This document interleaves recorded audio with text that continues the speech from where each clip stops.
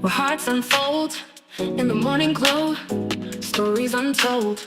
Let's play with words, a masterpiece of art, where dialogues bloom, igniting every heart. Let's dive into the ocean of thoughts, where waves of healing gently salt.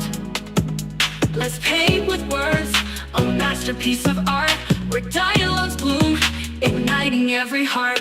Let's dive into the ocean of thoughts, where waves of healing gently sought. Together we'll mend, stitch by stitch, in the morning glow. Let's make the switch. A symphony of voices, harmonizing the air, echoing truth, banishing despair. Let's sow seeds of unity, watch them grow in this garden of hope under the morning glow. Let's bridge the gaps, erase the line, in the tapestry of hearts let love shine. With every word, a step we take towards a brighter dawn for all our sake. Welcome to the morning glow, where dreams take flight in this realm of possibilities. Let's unite, together we stand, hand in hand, healing the nation across the land.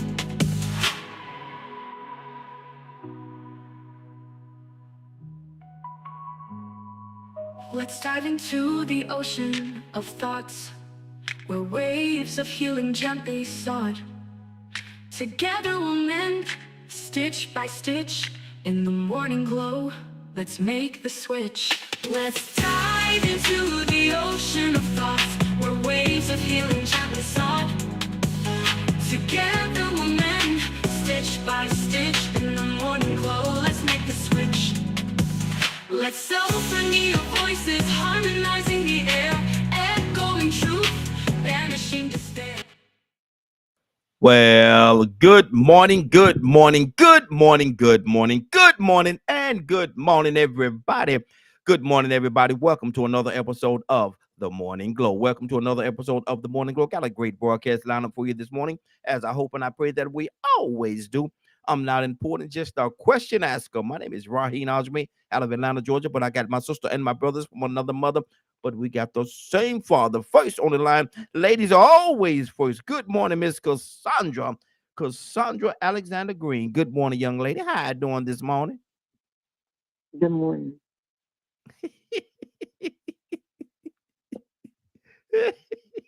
That's all I get. Yep. Okay, all right, all right. Hey, it is. I thank you. I thank you, Badger. Good morning, sir. How you doing this morning?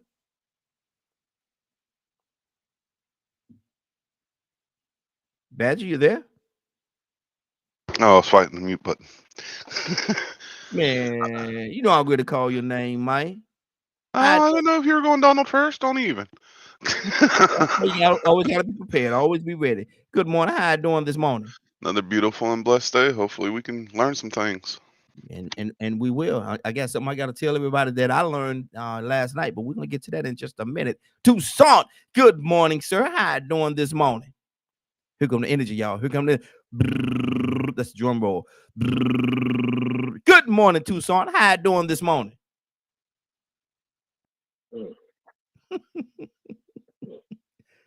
you, look here. You and Cassandra, y'all must have rode the same bus here this morning. Well, I tell you what, depends on how you talk. Our tone will change in the better than I. Well, I'm gonna tell y'all one thing that I want to tell y'all about, man. I've actually been banned. I've been banned from posting live and all kind of stuff on one of your favorite platforms, Facebook. They restricted my service.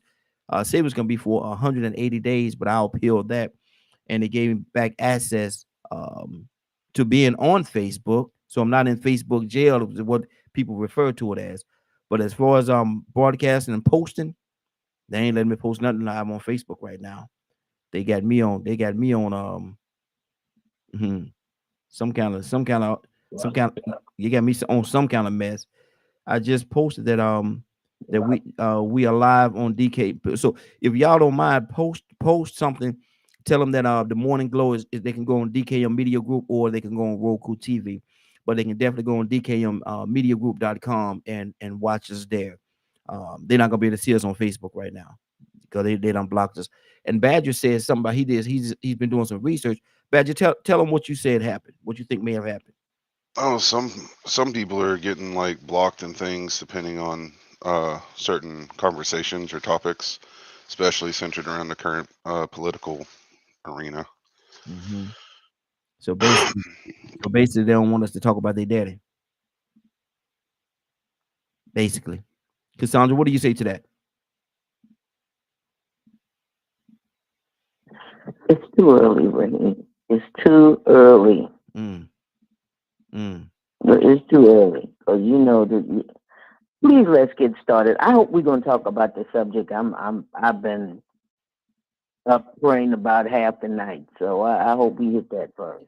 Well, what we're gonna talk. Well, I hope what you're talking about, because one of the topics we're definitely gonna talk about starting out this morning is that situation that's happening in Washington D.C. Is that where we are? Absolutely. Yeah. Absolutely. Well, kick us off, Cassandra. Let's talk about it, because I wanted to talk about that the last couple of days, but I wanted to save it for Friday. Today's Friday. Let's talk about it. This. Oh Lord. Okay. Let me breathe first. Go Wusa. ahead. Wusa. Okay. So, yeah. Go ahead. So Raheem, this thing is going to get real ugly, real fast. Yeah. I believe. Yeah, and it is. It is. And I think it's in truth of the matter, Cassandra, I believe it's by design. I believe they wanted to.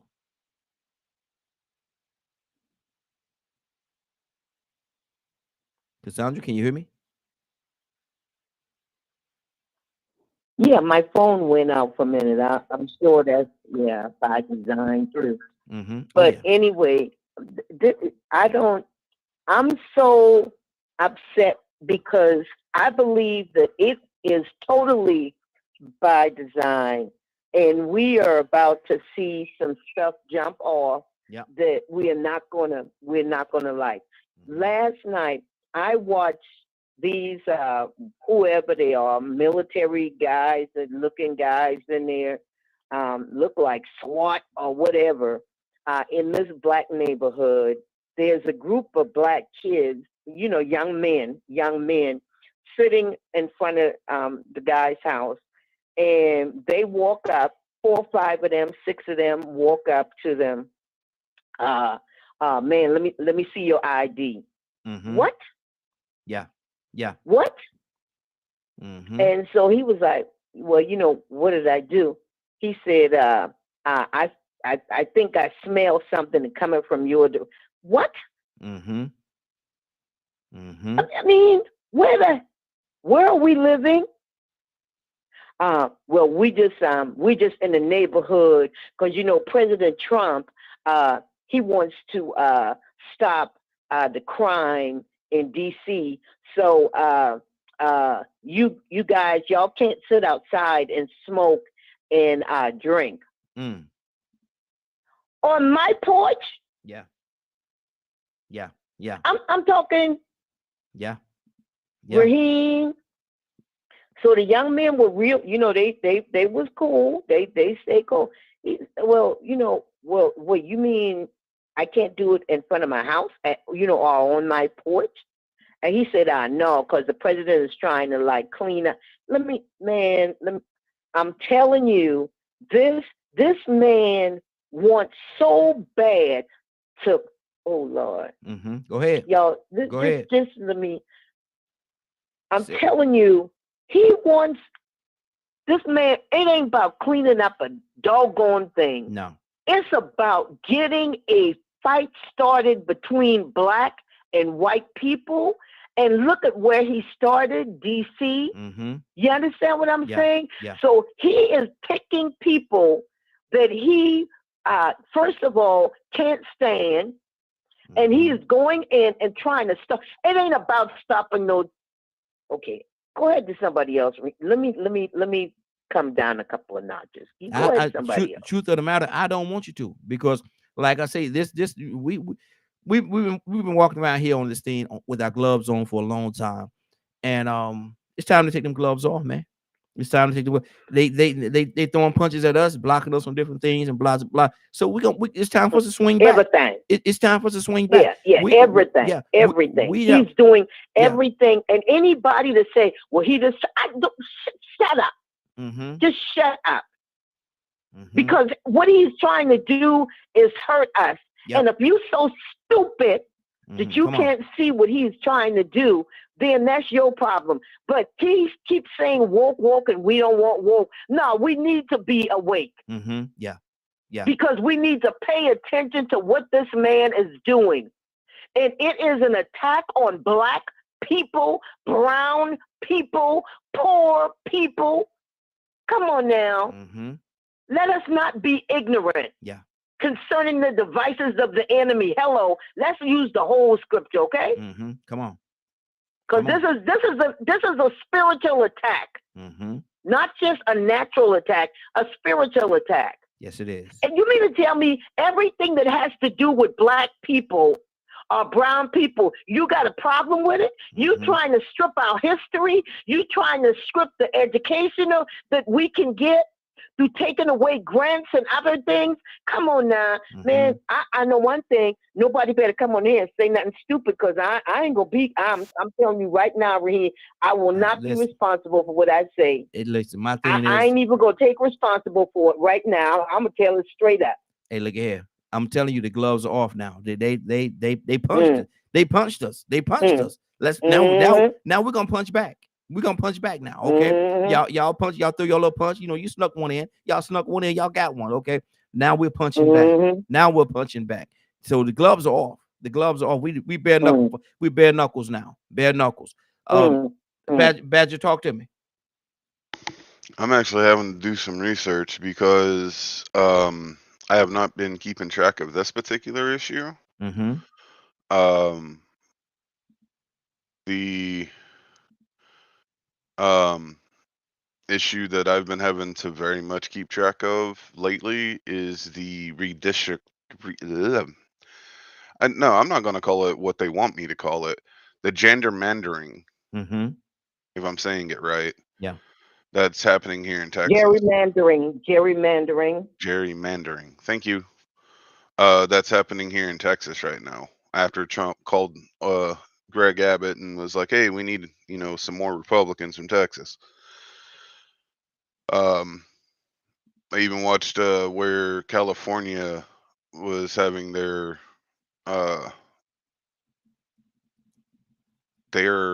I'm actually gonna call theirs redistricting, because they're providing maps to let the people vote on which one they would prefer.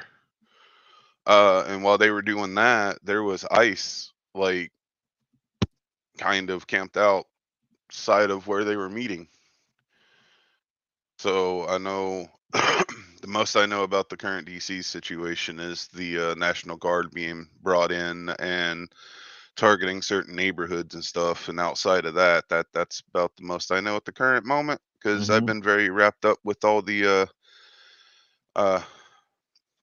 craziness that is being done in my state, because it's insane. I looked at some of the districting gender.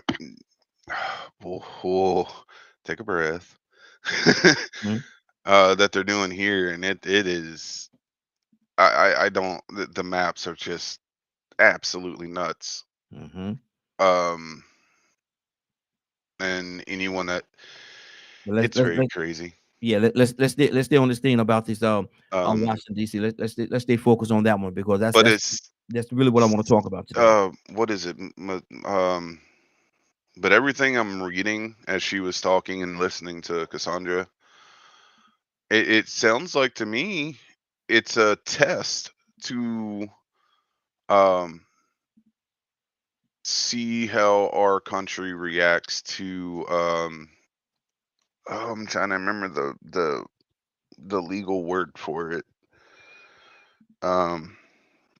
It's something martial law.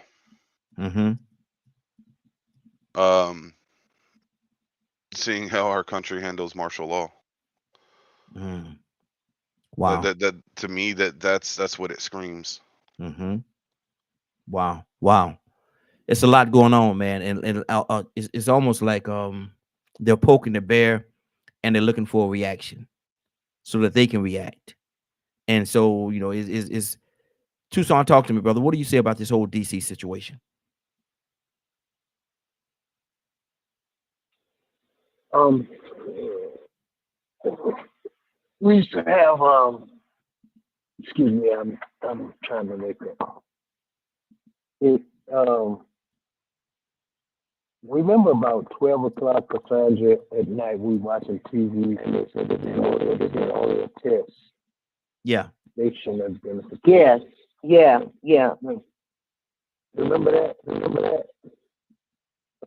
Yeah. And then you hear a buzzing sound. Basically, it was time to turn the TV off. Yeah. Go to bed.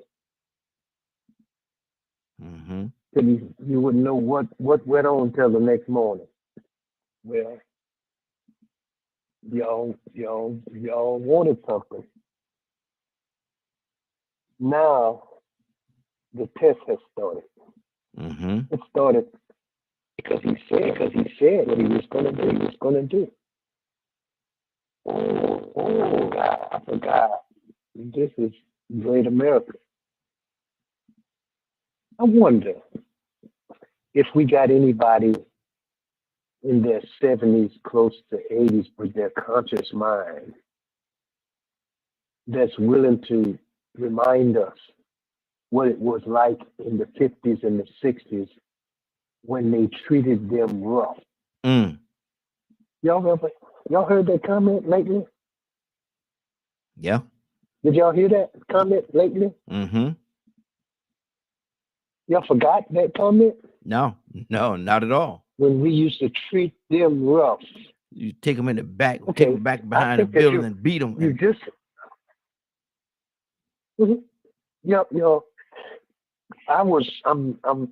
because I usually live older than I am, but we come in on the back end of people getting treated rough.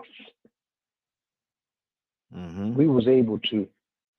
I wish you would have that attitude when we was coming up in school, because we was able to fight back.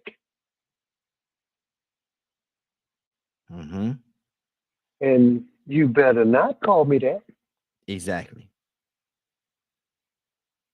But prior to that, you couldn't even go to certain restaurants, and they had a side window or a back door. Mm-hmm.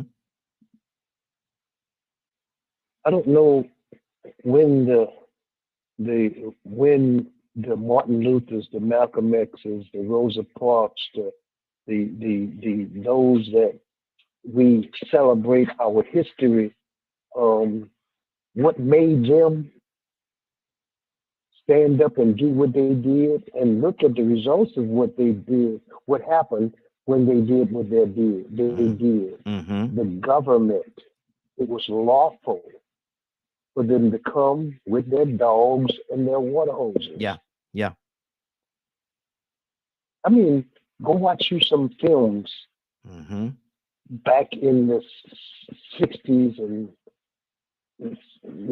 go back and go take a look, Mm-hmm. and then watch some. Wait, the dust ain't settled yet. Wait till people get tired of being tired. Exactly. When the government makes a stand and the people are tired, Mm-hmm. and the resistance of government control begins. Mm-hmm. Remember when y'all forgot, I mean, it's just me right here. Go ahead. There are some people that are waiting for the bloodbath. Y'all forgot that? Mm. Is who stupid? Hmm. I know it's not correct English, Come on. but you act like you're not English at all. Because Mhm. you act like you don't have no understanding, whoever you is. I'm not even talking about me. Remember when they used to burn crosses in? Y'all forgot that? Yeah. Remember when you beat, oh, glory, glory, and they Mhm. bust the door open in your Mhm. church service Mm-hmm. and drag your black Musa right out the church. You Mm-hmm. and your pastor. Yeah. Yeah. Yeah, yeah. Go watch you some videos. Get you somebody that's about 60, 70, 70, 75, and beyond with their right mind, and let them remind you how they fought a war. And the biggest fight in the war was fighting the people that went to war with them. Y'all forgot that? Mm-hmm. I'm talking about military soldiers that went to Nam and Korea and stuff like that. And their biggest enemy was people on the same side. And then they had the nerve to come back almost in a state of mental breakdown. And then because the government that sent them to war and was the result of them losing them, the reason why they lose their mind, came back and they wind up on the streets Mm-hmm. that they want them off of right now. Oh, Negroes forgot. But it's been, you're going to get a reminder and it's coming. Exactly. Cassandra, come on, take them gloves off. Take them gloves off. Talk to me. What's really going on? What do you No, see? no, Reem, can I really just be honest with y'all? Yes. I have cried about this last night. Just us talking about it this morning makes me tear up because we have really tried to maintain, don't rock the boat.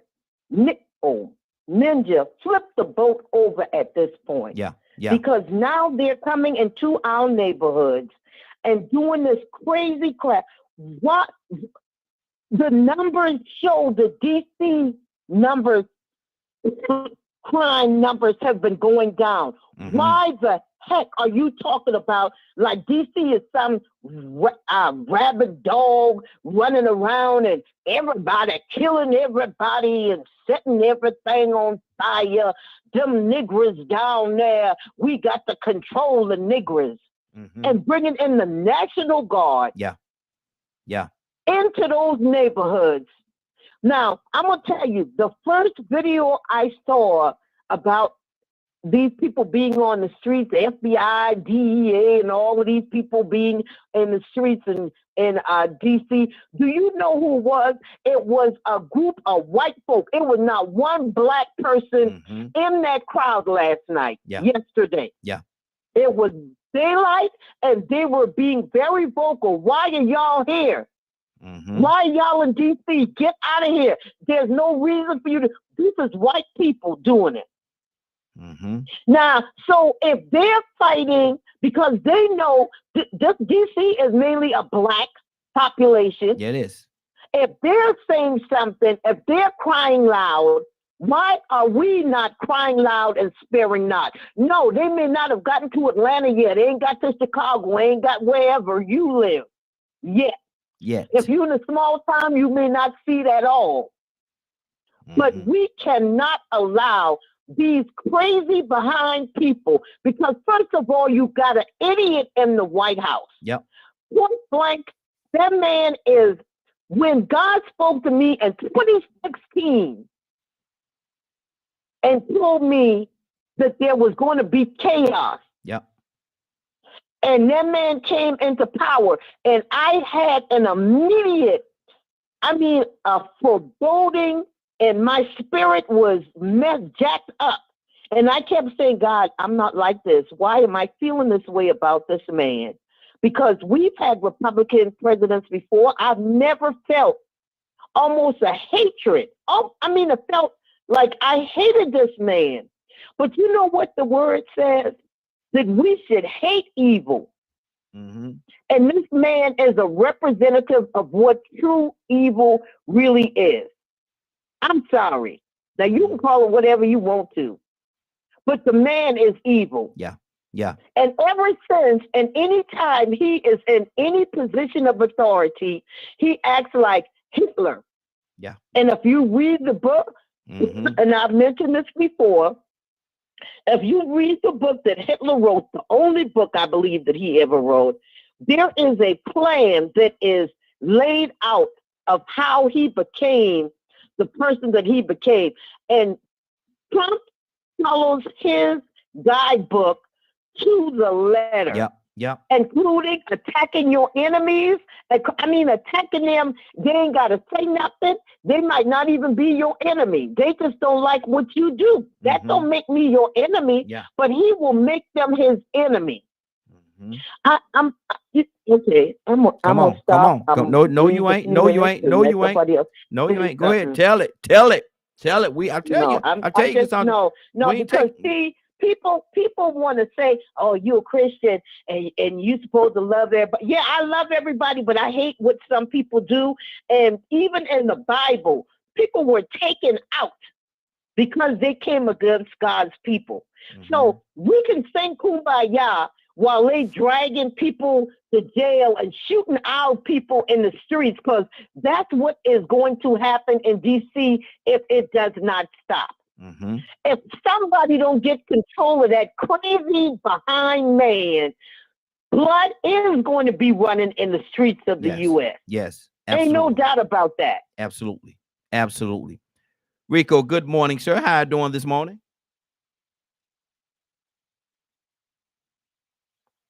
Rico, you there?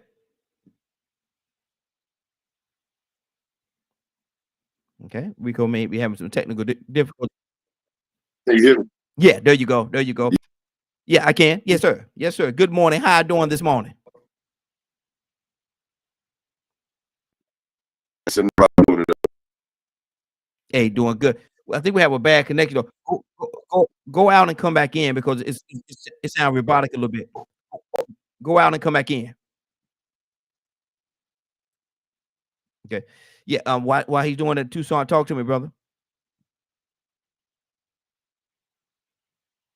I'm trying to find it. I'm gonna stick where I'm at. I'm trying to find the last time the government felt like they needed to take over. Who was it or who gave the order for them to go from city to city Mm. and do like what we gonna see? Last night was the first night of what's gonna happen in DC. Keep your eye on it. Mm-hmm. Because like the man said, come into a city near you. Yeah. And he said it. Mm-hmm. The blue states. I wonder why. They ain't got no crime in red states. Yeah, man. Yeah, I'm asking. Mm-hmm. Come on. Ain't no crime in red states. There ain't got no homelessness Yeah. in red states. I live in one. Yeah. Yeah, there Yeah. certainly is. There certainly is. Matter of fact, the poorest states, one of the poorest states in the U.S. is right where I'm at. Mm-hmm. Most less educated too. Mm-hmm. But you know what? One thing about this state, you know what the majority of the people are? I'm just saying. Mm-hmm. Come on. May not mean nothing. Mm-hmm. They Mhm. Yeah. And I ain't. Look, it's almost let like me Tucson. tell y'all. It's almost like that's who they're targeting, the less educated and the ones that don't know, and they're targeting And the them. one that can't defend himself. Yeah, exactly. That, and it's okay. Mm-hmm. And the police departments that you know of, they have no authority. Yeah. The governors, the mayors, the state representatives that you voted in, Mm-hmm. override. Mm-hmm. And if they buck it, go against it, they become crimes of the state. Yep. criminals. Mm-hmm. They become criminals. Anybody that's willing to say this is injustice at its finest, and I won't agree with it, well, you can be charged even for treason. Mm-hmm. So now here we are, And and you see it. You keep your eye on DC. I'm just saying, I don't have to be right. Okay, and let me say one other thing right here. All you, I'm gonna say it. I'm sorry. All you with your holy clothes on, mm-hmm. Say it. Go ahead. Go ahead. Go with it. Go with it. Go and with it. you got your prayer cloth, and you ready for praises go up and blessings come down. You keep on Mm-hmm. telling your people that. Even You even keep even on with that. even even after a certain point in time, Martin Luther King said, "I believe I've led my people into the slaughter. Mm, I believe I've led my mm, people mm, into mm, the mm, slaughter." mm, He had a mm, certain mm, mentality and mindset mm. about himself. But after a while, he sit back and he looked at it. He said, "Man, I believe I've led my people into the slaughter." And he had a But change. hey, He had a change of the heart. sad, Yeah, yeah. yeah, but the sad thing about it is we have our spiritual leaderships still excited about a man's message, Mm-hmm. Yeah. and he talking just to excite the people so they can feel like he's God's greatest gift to preaching Mm. while the world is on fire. Yes, sir. While the world is on I might be fire. stupid, Come on. Come on. and I might not be, you know, what, but but if we don't prepare the people for what's coming, Mm-hmm. we're gonna be accountable for that. Yeah. And see, and one of the things about it, I mean, we got a couple of people that just came in. I want to address everybody, so please be patient with me. One of the things about it, man, is they're even trying to controlling firing, getting people fired, the media. Man, we DK on media group, man. Why y'all bothering with us? We just have a conversation. We have a conversation every day. Now y'all talking to us. Y'all coming after us. Y'all blocking us on Facebook, and we can't do this. We can't do it. Man, come on, man. You're not. First of all, you're not gonna bully us because we're not here to be bullied. We're gonna talk about you. Okay, block us somewhere else. We got our own platform. We'll just send people to DKM Media Group right there.com, and you can't block that one. That's mine. You can't block that. Okay. Now they're gonna I probably wouldn't say that. they're gonna try to do some more fancy stuff, technical stuff, blase blase. But people know what's That's what going they on. want you to say. People know what's going on. People know what's going on, man. People know what you're doing. People know. Raheem, Yes, sir. Raheem, I know I'm cutting in, but and I don't mean no harm, Badger. But don't make people scared. Don't say nothing to make people scared Mm-hmm. because that's the fear. Putting fear in people's minds is the tactic. Mm-hmm. And I know you don't. And I'm not talking about just you. I'm just saying I wouldn't say that. I say what I want to say. Mm-hmm.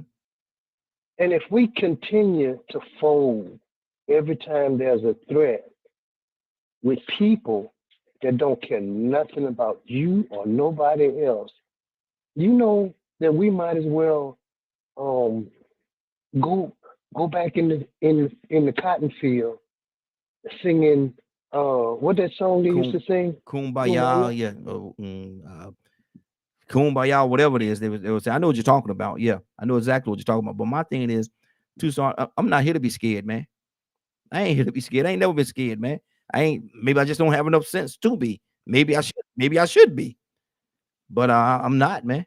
I'm not afraid of you. So do what you do. Do what you do. Rico, did we get it together? If not, man, call in. Let me check your line, Rico. Good morning, sir. How you doing this morning?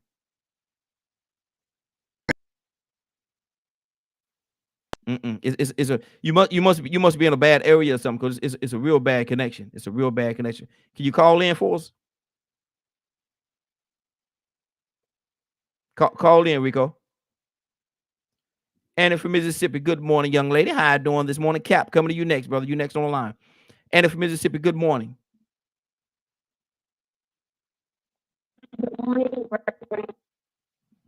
It might be my line because you sounding good. And I told y'all they might try to do some more technical stuff. I told y'all, look at that. Look at how this thing playing itself out. Try it again, Annie. Good morning. There you go. That's much better. everybody. No, it ain't. No, it ain't.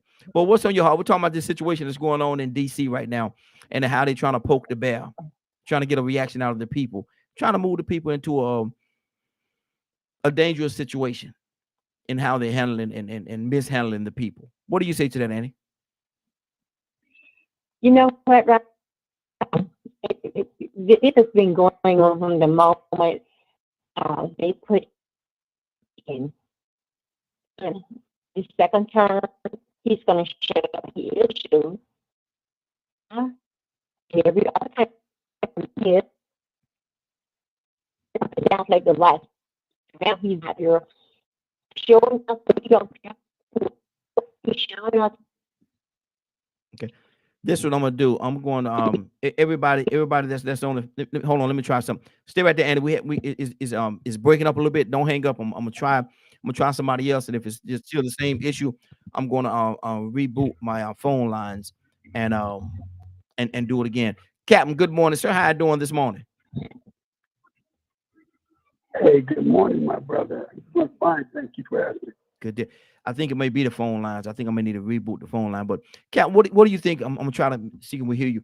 What do you think is going on in DC in that whole situation? Well, I kind of like it, Raheem, because the people, they're the ones that called for it. They can't get mad if Trump stepped in because they called for it. Mm-hmm. They have proven their inability to make their own community safe. I mean, hey, we're coming up on the 30th anniversary of the Million Man March in October, where we had 2 million men in Washington, D.C., and we didn't have one arrest. Mm-hmm. So it ain't like we can't do it. It's that we have forfeit our right as men for someone else to come in to police us. I just trained 2 police departments just about 3 weeks ago. And one of the guys in the police department, one of the facilitators said, you know, Captain, law enforcement was never designed to be the center of the community. Mm-hmm. Law enforcement was designed to be the support. But you make us the center. When you don't put your children in check, when you don't take care of your elderly, when you don't take care of your homeless, when you don't take care of men, when you don't do that, you call us and you move us into the center of your community. And it was never designed for that. And I totally agree. So when you hear what they're doing, they couldn't do it without the mandate of the people saying, we want National Guard, we want this. And the mayor capitulating to it. So I don't see what they're upset about now. It does have some side effects. And that's what the people don't like, the side effects. That's my opinion. That's what's on my heart, right? So I've been looking at some of the statistics that's going on in DC right now. And they say a lot of the crimes that they're talking about, the numbers are lower than what they've been in a long time. So if you was going to do something like that, why now? Why now? Why didn't you do it when the numbers was high? Why would you pick or elect a time where the numbers are dwindling and going down lower than they've been in a very long time? By statistical numbers, why would you do it now? Well, you got to understand, Raheem, that all the beefs, this is all around the country, I'm just saying, every beef that we have seen over the summer of killings, revenge killings, they're going to bleed into the school year. Anybody in law enforcement know that it's going to bleed into the school year. So if I didn't get you on the street, wait till the school starts. Now, people of criminality, they know that. So Donald Trump, that's his home, D.C. He's trying to get ahead of the game. Regardless if crime was down, last year 100 people were killed, this year only 50. But still, crime is crime. So they trying to get it because they know the school year produced probably one of the most violent years of crime, of gun violence.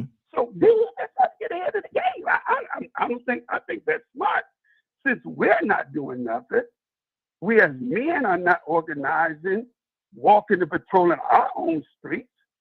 So hey, we always want to cry when somebody else come to do it, and then we don't like how they do it. Mm. I do not, and as far as the crime part, I ain't gonna be doing no crime, but at the same time, I find it very suspect on why now and why did he pick that particular. There's cities throughout the whole Chicago. Willa come on here all the time, tell me, she's heartbroken with the way Chicago is being done right now, and the rate of killings that's going on in Chicago.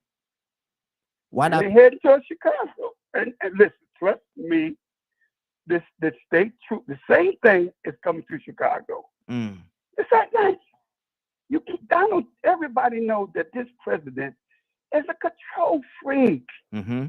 He want to control. I mean, Stevie Wonder can see that. Yeah. So why is it like shocked? Well, what? Why? Because that's what he loves to do. Mm-hmm. I want to control the police. I want to nationalize the police. I want to bring the police under NATO. And he's doing it. Mm. Yeah. Okay. Got a few people that called it. We got someone from the 904 area code. 904 area code. What's your name? Where you calling from? I'm a guy named Rico Jackson. I'm from Madison, Alabama, but I got a 904 area code. Oh, okay, Rico. Rico, what's going on, man? How you doing this morning? Big Rico. I can't complain. Cap, how you doing, Cap? Man, I'm good, Rico. It's good to hear your voice, man. What are you hearing, Rico? This whole situation, and we spoke briefly about it. The DC situation. How do you see that whole thing playing itself out, man? What is really going on? Well, sometimes you make a bed and you got to lay in it, especially when you make that bed and you know the house you're living in is dysfunctional. Mm-hmm. But when you reap what you sow, you got to deal with the consequences. And the person that's in office to handle those consequences is a tyrant. So now crime might be down. But what we are considering down is still extremely high. So we supposed to just still be happy because we ain't doing it. We doing bad, but at least it ain't as bad as last year. Sometimes you got to put your foot down and say, that ain't enough. If you cut it in half of what it is now, it's still too much DC, Chicago. So somebody say, well, why not Chicago? Oh, so if they did in Chicago, you wouldn't be mad? You'd still be mad. Yeah, truth of the matter, I'll be mad regardless of what they do with that. And so, yeah, you got a point there because my thing is this. I don't think it needs to be done in that way. I don't think it needs to, you don't strong arm and what he's doing, he's being a bully. And I think he's trying to strong arm everybody in like Cap say, because he's a freak when it comes to trying to control people. He's a control freak. And so what he's trying to do is trying to control the people. And I don't agree with none of that. None of that. There's a different way to address it, but the communities that are affected, the Black people, are partly responsible for being over here irresponsible and out of order and not understanding the land that they're on and the history of that land and that government, and then being surprised all the time by the actions of these devils. They kill their own presidents. They inject you with syphilis and tell you that they're treating you with it. They feed your baby to alligators. They hang you and cut your babies out your stomach. They create laws to make sure they can maintain their slavery. They drop bombs like no man has ever seen before and then call everybody else savages. Oh, man, we still having to get that wake-up call. FAFO. Up around and find out. Keep on. Living your best life and we're acting crazy. I forgot to send you those videos yesterday, but see, I've been making people mad. Because we have, man, ignored our standards and lost so much pride that the bullies have to be bullied.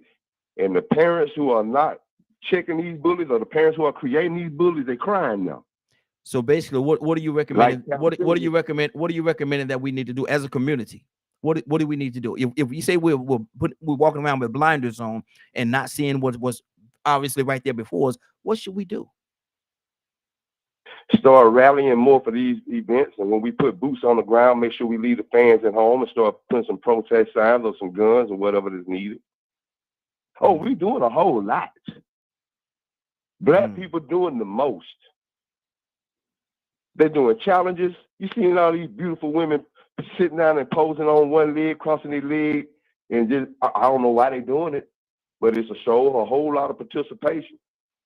We could get together for social events, man, and get together for the most entertaining and fun thing. But when it comes to something serious, the things that are impacting our community and keeping us in very bad situations, there's only a few people showing up. You can count on one hand. I bet you go to the NAACP meeting, you can count on one hand how many people are there. Go to a boots on the ground trail ride. Okay. Go one. I mean, we have left the door wide open for this devil to justify all the negative stereotypes, the super predator and thug titles that they throw on our youth. Man, tell me they ain't giving them reason to justify it. I forgot to send you those videos, but I'm just going to try to email them to you now. You could probably play one of them because it's a little quick. And this is in my hometown, Anderson, Alabama. Okay. Population of about 24,000 people. In 2023, or it may have been 2021, was ranked as the #1 most violent city in America per capita. And we ain't even in Birmingham or Montgomery or Mobile. And then and people got mad about it, but then I saw this video from this past weekend and saw how our youth were treating these police and how some of the adults was out there recording and cheerleading them on, being unlawful. And you see why somebody got to step in, because the adults in our community are more enablers. It sound like I'm hearing in a roundabout way. It's being said that we need that we in our community need babysitters to come and babysit us because we're not adult enough to take care of ourselves. We need babysitters. We need somebody that's gonna come. If we look at the reality of things and we see what's going on in Chicago, have we stopped it? The crime numbers, have we stopped it? My son in jail. And everything he's doing, I do not condone. I'm in between a rock and a hard place now of putting out a video that he's on with 3 million views of people across America saying, yeah, get him off the street, lock him up. We don't need these gangbangers. And I told him I was mad, but I couldn't be, because if it wasn't him that video was made about, if some other child that was out here doing what he was doing, I'd be saying the same thing. But see, my thing is, and maybe I'm wrong. Maybe I look at this thing. Maybe I'm looking at these things through the wrong glasses. But I've never looked for Master to do anything for me, man. And I understand what y'all are saying, but I just, I can't. Because one time I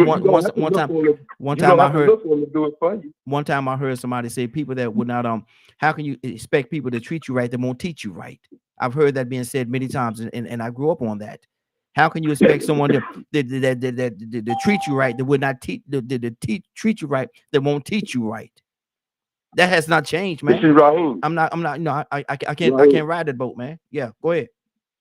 You see, the thing is we don't want them to come in and do this, but they gonna do what they want to do. And when you make that bed, and you can't, look, if they're gonna do it because they want to do it, and you don't want them to do it, then you have to ask yourself, well, what are y'all doing to just make them justify it?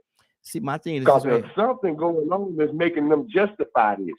My thing is they might have been wanting to do this 30 years ago. My thing is this right here. If somebody slapped me upside my head, and they keep slapping me upside my head because they think they're doing something good for me, waking me up or whatever, you ain't gonna slap me. You might get one in, but I'm gonna stop you from slapping me. I'm gonna figure out a way. I'm gonna stop you. You ain't gonna slap me. You ain't gonna get no 2 in. I promise you that.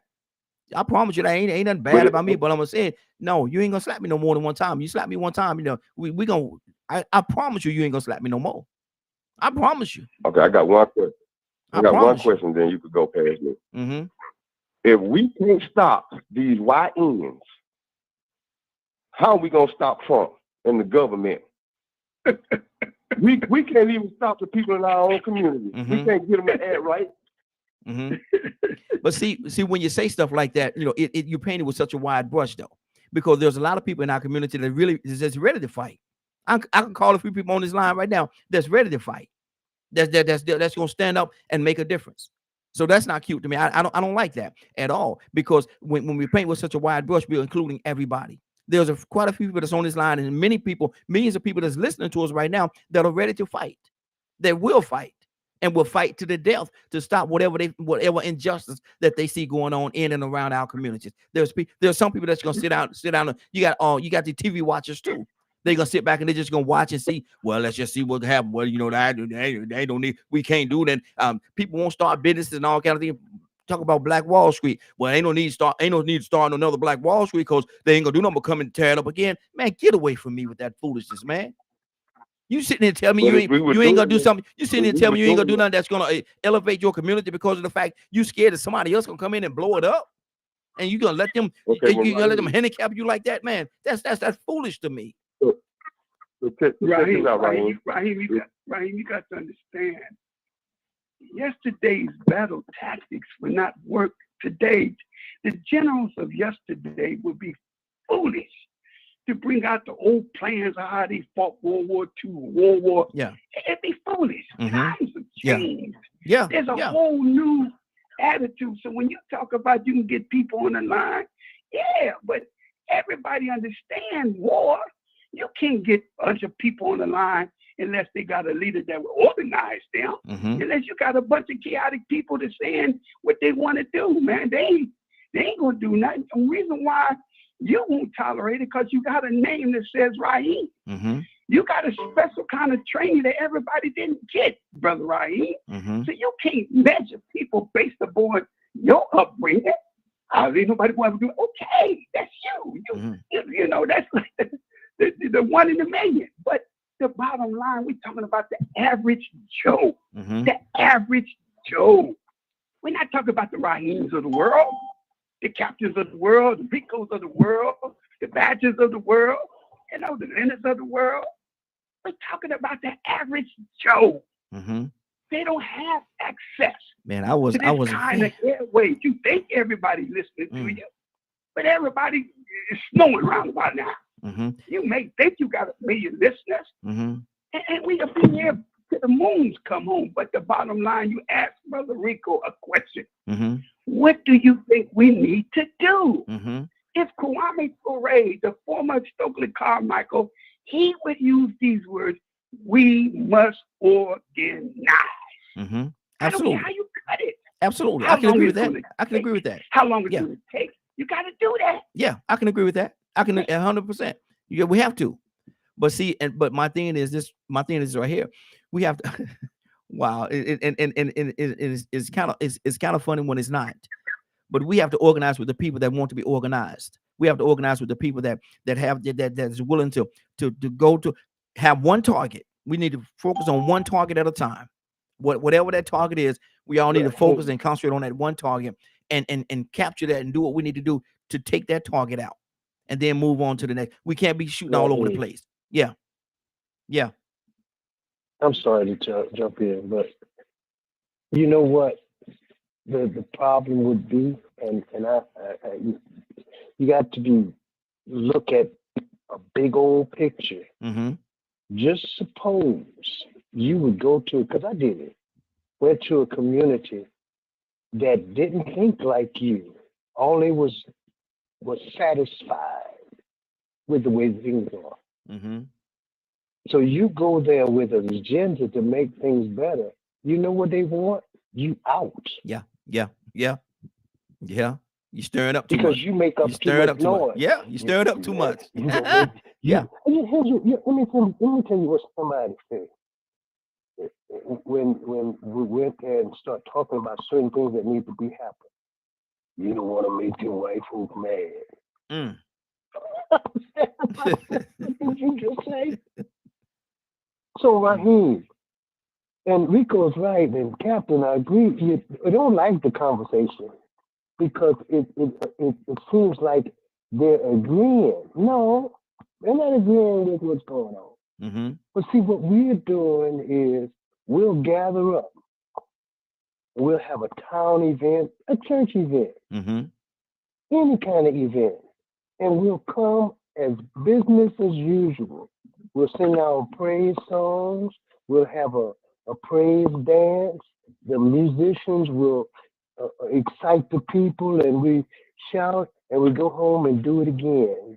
If it's not a religious event, we'll come, and before you know it, we'll be out there. And Rico's right. Where them fans at? Boots on the ground. And I'm saying to myself, this is the silliest thing I ever seen in my life. We go on cruises and we take over the ship and we don't want nobody to bother us. But we acting a fool and it looks stupid. And I know we don't like this type of conversation. But the thing about it is, we got to do better than what we're doing. And it's not just us. We just think it's all about us. Mm-hmm. But ain't nobody care about you. They Yeah. never did care about you. Mm-hmm. You don't know that? If we don't know that you, I know we think we're the target, but you're the last thing on people's mind. And that's just my opinion. Mm. Okay. They started with the Mexicans. They done with the Mexicans. They all locked them. They still locking them up Mm-hmm. because they work too hard. They take too less of money.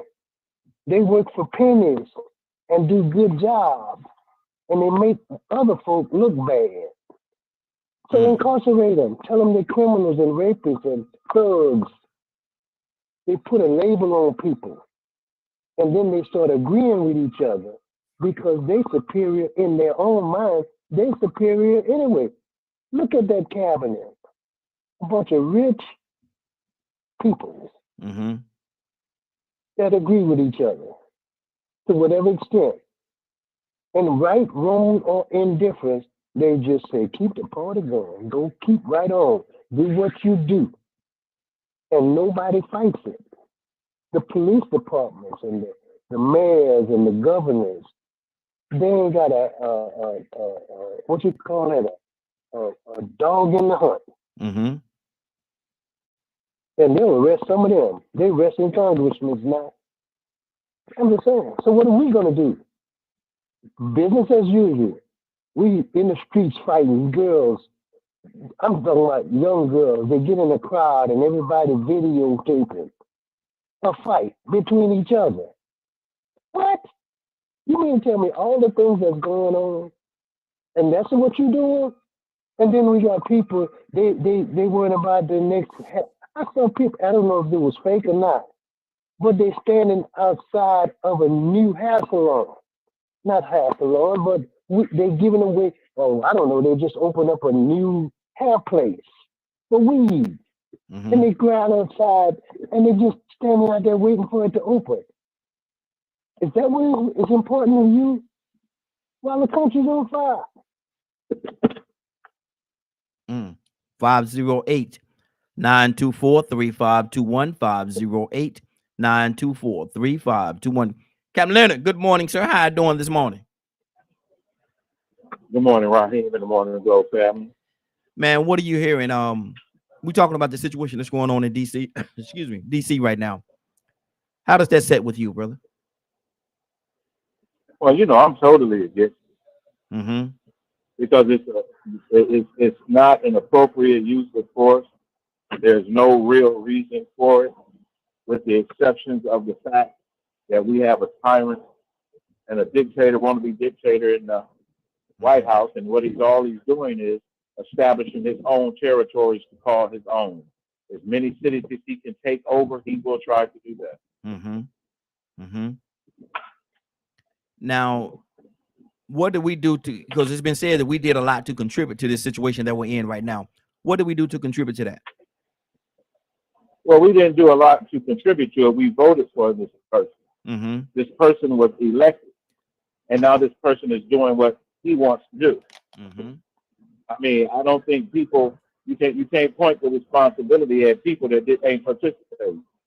I didn't vote for him. Did you vote for him? Not at all. No, I'll tell you straight up, no. Okay. No. Right. Mm-hmm. So it's not what you did or what you allowed because you voted against it. Mm-hmm. Okay, but what I'm saying is this: is say with the condition and the things that's been going on in the city with the crime rate being so high, it's been said that we laid the foundation. The crime rate is not, the crime rate ain't so high as DC. What do you mean? It's not. Pull up the comparison of crime in DC related to crime in other cities in these United States. It ain't even in the top 10. So why did they pick or elect that city to do this in, or that area? Because it's the least stable city with the least representation. It does not carry the same statehood that the rest of the states carry. So being that the White House is sitting right there and all of your government offices and everything are right there, that is the place you would attack and control. If you were a foreign enemy, you would attack that space. So that's what he did. Okay. Good deal. If you was a foreign enemy, what would you attack? You would attack the White House. Yeah. That's what he's doing. He has attacked the White House. So you're saying it's strategic? Yes. Yes. Okay. Let's go to Stanley and then Curtis coming to you next. Then we're gonna circle back around to everybody. I'm gonna touch everybody. So please hold on. And Curtis, good morning, sir. How you doing this morning? Curtis, you there? Hey, yeah, morning, right here. You said you was gonna go to Stanley. I'm sorry. Oh, I did say Stanley. Oh, man, y'all got me all tired this morning. Okay, Stanley, talk to me, brother. Good morning. How you doing this morning? Oh, good morning, man. How y'all doing this morning? Man, mad as I don't know what, man. what do you see about this whole DC situation? Well, I look at it like I don't think it's about what everybody's thinking, right?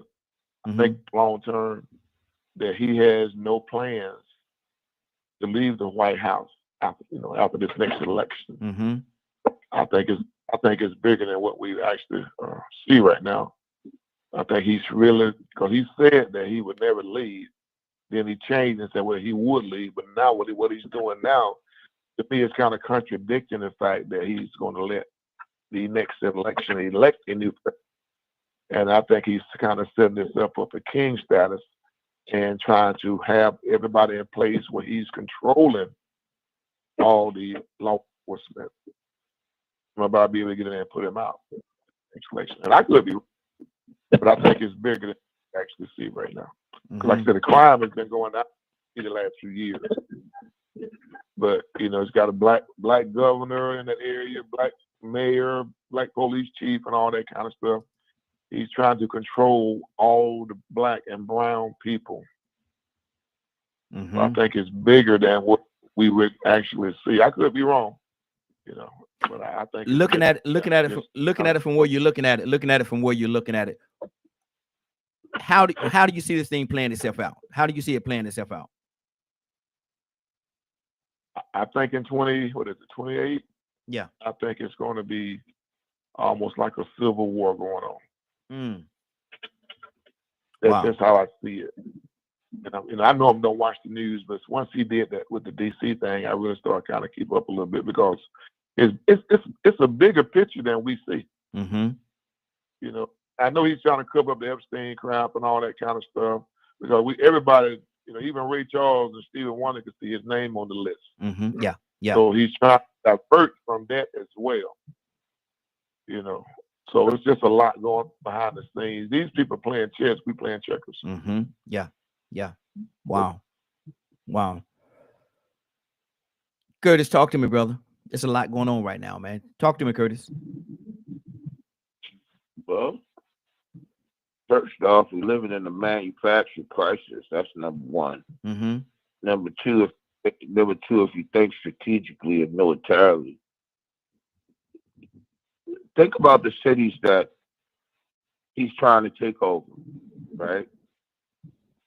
The three main cities would be DC, LA, New York. Right? This guy, what we're experiencing, y'all, in American history in real time, is treason. It ain't no way to flip it. It ain't no way to switch it, the rubber. This is treason. And him and all of his cabinet is committing treason. Let's call it for what it is. Not what we want it to be. Not how we want to add in some salt and pepper and water it down. This is treason. But there is a bona fide backfire that could work in our favor. Because if you think from the perspective of governing, if the president falls and the vice president falls, according to the chain of command, who becomes the president? The Speaker of the House. Yeah. Okay. The Speaker of the House is going to be switched. It's not going to be a Republican House. The people are seeing what is going on. There was just a poll done yesterday that said that even 82% of the MAGA Republicans are now doubting their vote as a result of this Epstein file. You have to understand that those MAGA Republicans come from that QAnon phase. So you sold them this conspiracy theory and sold them this conspiracy theory and sold them this conspiracy theory under the idea and the notion that there were more Democrats on the list, on the Epstein list, than there was Republicans. Up, you get the list. Up, we the manifest. And the only Democrat you can pull that's on the manifest is Bill Clinton. Well, Clinton has been out of office, what, 30 years? 30 years, yes. Ain't nobody thinking about no Bill Clinton no more. We done moved past that. People are waking up. Now, what Leonard said is true. But I want to take y'all somewhere that I ain't hear y'all go. Maybe I got on the phone too late. Stop believing in coincidences. For all the listeners, right now is not the time to believe in a coincidence. Why did you wait until now to call yourself federalizing D.C.? Well, you don't have a Congress in D.C. to then go into immediate session to go against you on the federalization of D.C. D.C. has no representation. Leonard is right. D.C. has no representative in the Congress that could have gotten up out of their bed and went down to the Congress and said, I'm the only member here, and I will not stand for this. I will stand on this floor, and I will filibuster this for the next 5 days. How is it that this man ran this move when the Congress is not in town, which means Mike Jones is connected to it, the boy out of Louisiana? Now, Tucson can probably tell you a little more about who he is. This is a coup, y'all. That's what it is. Wow. There ain't no ifs, ands, buts about it.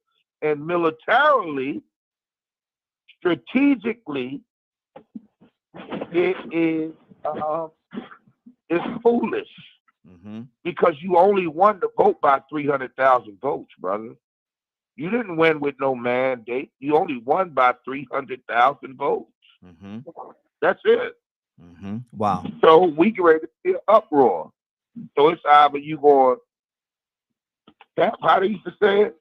Either you going sit on the toilet, or you gonna wipe your butt and get up and let's get ready to roll. Either you gonna lace up your boots and you're gonna wipe your butt and get ready to roll. Now let me say this last thing right here. He's trying to come into Baltimore. I'm telling you now, that's gonna get ugly. Wow. I'm gonna tell you now, historically, out of all of the cities, historically, this ain't the one you want. Okay. See, something that didn't hit the news, that they didn't tell y'all about on the first term. Let me tell you what kept him out of Baltimore, and I don't mind saying it. And y'all ain't gonna like it. Y'all ever heard of BGF? What's that? Y'all ever heard of BGF? No. What's that? It's a black gorilla family. Mm-hmm. BGF sent the message up to DC. He was trying to come here because he wanted to try and embarrass Brandon Scott, the mayor. He was trying to come up here and embarrass Brandon. BGF sent the message up to DC, told him, if y'all send him up 295, we're going to send him back in a box. They sealed off 295. They sealed off 95. They sealed off 81 and 70. You send them up here to Baltimore, we're going to send them back there in a box. Good deal. Got to keep it moving, Curtis. Let me go. Hold on. Got to keep it moving, brother. Let me go to Cassandra. Cassandra, what's on your heart? I know you're steaming over there. Yeah, I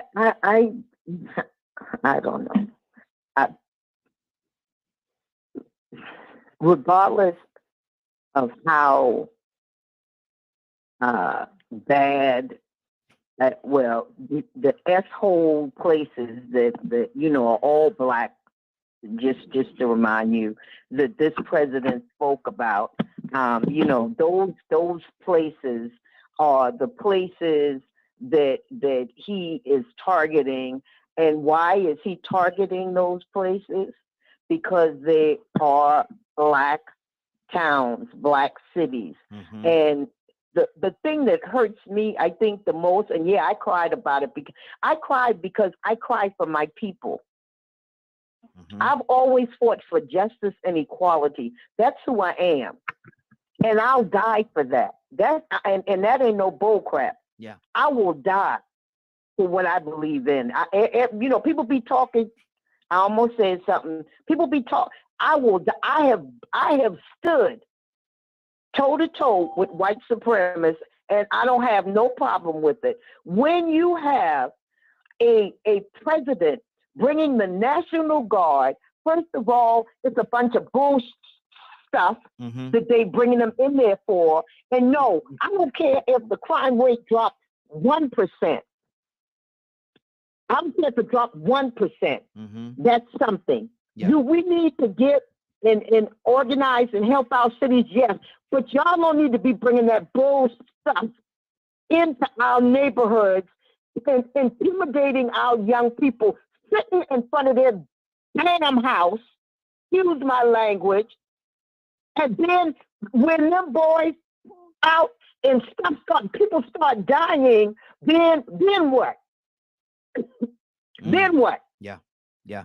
When it's your city's turn where you live, and they're coming in and they're intimidating and bullying your children, your grandchildren, then what? Then what? Is it going to be, I should have been talking to him and telling him, well, it's going to be a bit late then because you're going to be planning for a funeral. This is a tactic of a man that is hateful. He's a racist. He's misogynistic. He's a bigot. He's an authoritarian. He operates an autocratic beliefs. And y'all talking about we should have been doing, I don't give a rat's butt. If we wasn't doing nothing in our community, there was no reason for that man except for his own personal stuff to have the National Guard in D.C. And he said he's going to do Chicago. And I'm interested to see what happens when he tries that stuff in Atlanta. Mm-hmm. But it's ridiculous. And for us to believe that we need those people in our neighborhoods, and I say it like somebody else said, we need Massa to come in and whip us into place. Yep. What the hell? Mm-hmm. I don't need Massa to come and whip us into place. Mm-hmm. Yeah. Especially when we know Massa's intention is to control and to hurt us. I don't give a man. Mm-hmm. Yep. And that's what I said. I don't need Massa to come in here and none of that. None of that, man. Boy, y'all gonna make me say something on here. I'm trying to control my tongue. Let me Go ahead. Go ahead. say it again. Go ahead and say it. I ain't gonna say it, man. I gotta Rico, talk to me. Rico, talk to me. Cap, coming to you next. I don't think it's a matter of thinking. Oh, Badger, I'm coming to you too, Badger. To come in. Mm-hmm. But when you know that devil is gonna do what he's gonna do, what he wants to, and then he's gonna use certain reasons to justify it, I say, see now, I told y'all to quit acting like some fools out here. If he come to my town, if they come to my town with that mess, I'm gonna be like, now see, look at what happened. Y'all ain't been prepared. Y'all don't forgot what this history is about over here. Y'all don't forgot. I mean, I remind black young men all the time, not to fearmonger them, but to remind them the environment they live in and the history of it. If we continue to be taken advantage of and keep on having to F around and find out, then in some cases it's our fault. No, we don't want him to come in and clean up nothing for us. You get what I'm saying? Mm-hmm. We don't like that they came in. And all the reasons that he did it, everybody is telling the truth. But at the same time, what did he use to justify it? The crime rate that is not a lie in these black communities. So when you give somebody justification to come in and do wrong that they wanted to do to you anyway, then you have to ask yourself, man, what is it that we gonna do? I heard when Raheem said, man, we got a lot of people that's on this platform that'll go do this and do that. Well, if we were doing that, we wouldn't have to, they wouldn't be able to use crime as an excuse. Just think about it. They want to go out in the community. They wouldn't go out in the community. Okay, so we got all these people. Why is Chicago looking so bad? Why is New York still looking so bad? But no. So what you're saying? Rico, listen. Let me say this to you.